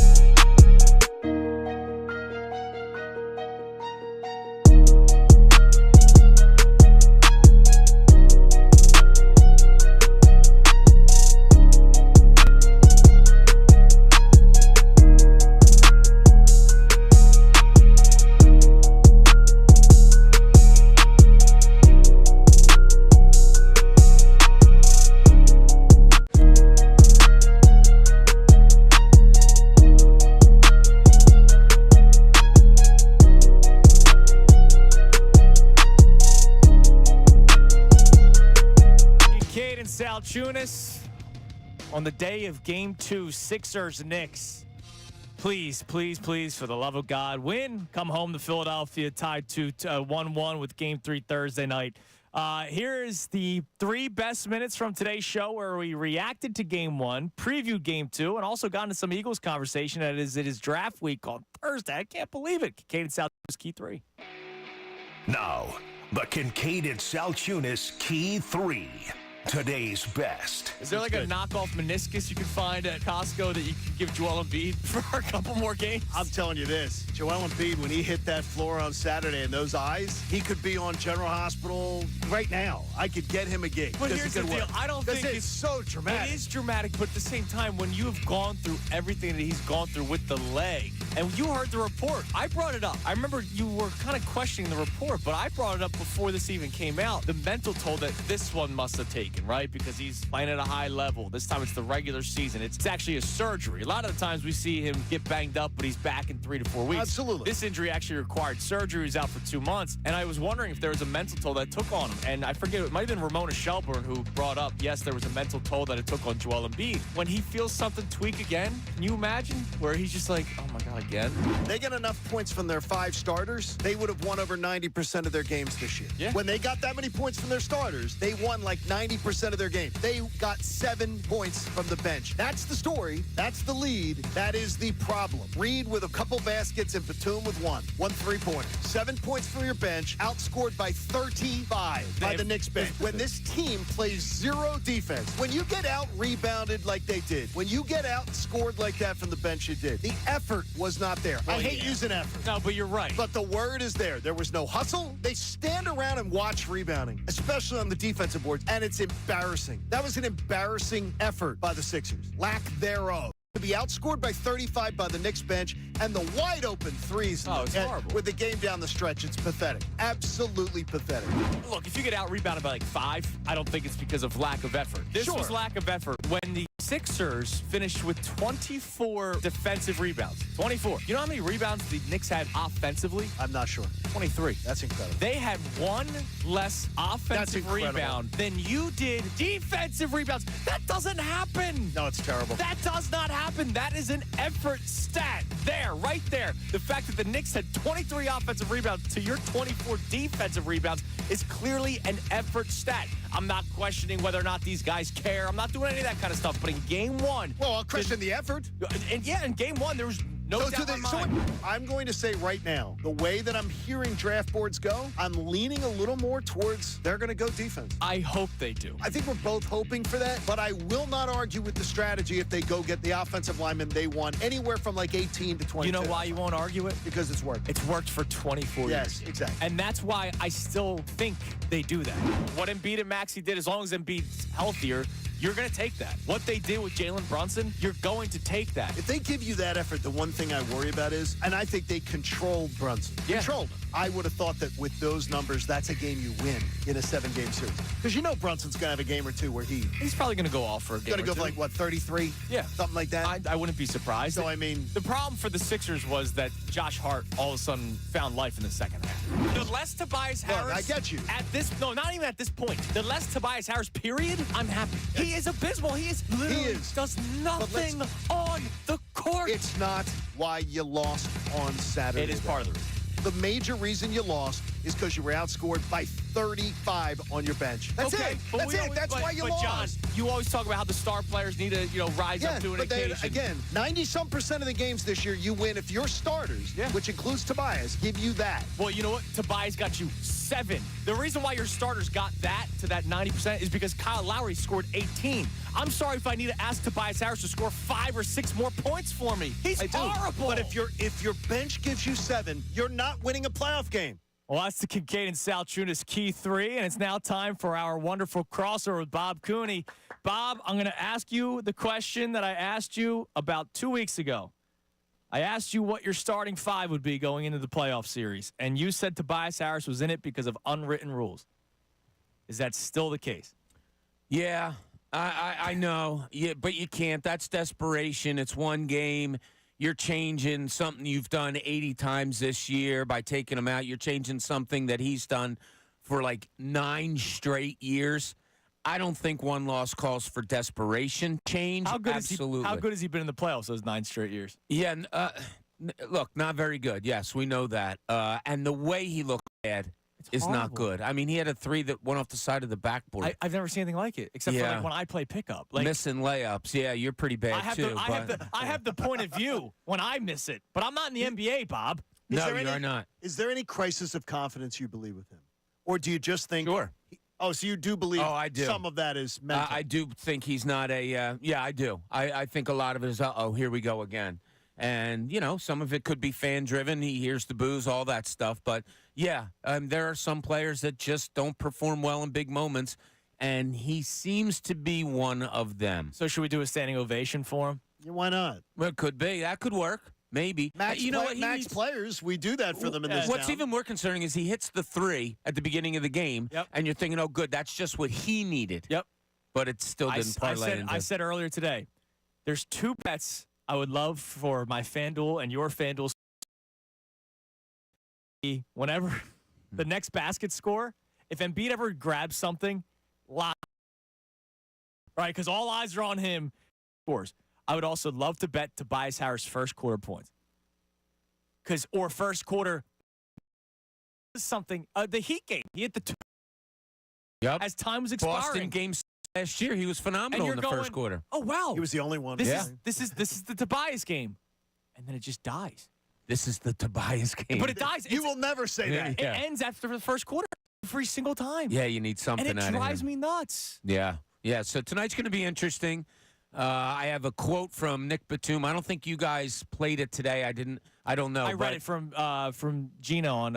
Oh yeah, at the Inquirer. That's interesting. Yeah. So Nick Nurse has the wheel spinning, and I have a lot of thoughts on what he's seeing there because I think they might be a lot of the thoughts that we have. Like, Well, are you going to talk about what you would do different? Absolutely. We'll talk about that. Keith Pompey is going to join us at noon. So Okay. we'll get the feel from, he went to shoot around, I'm sure, this morning or going to go.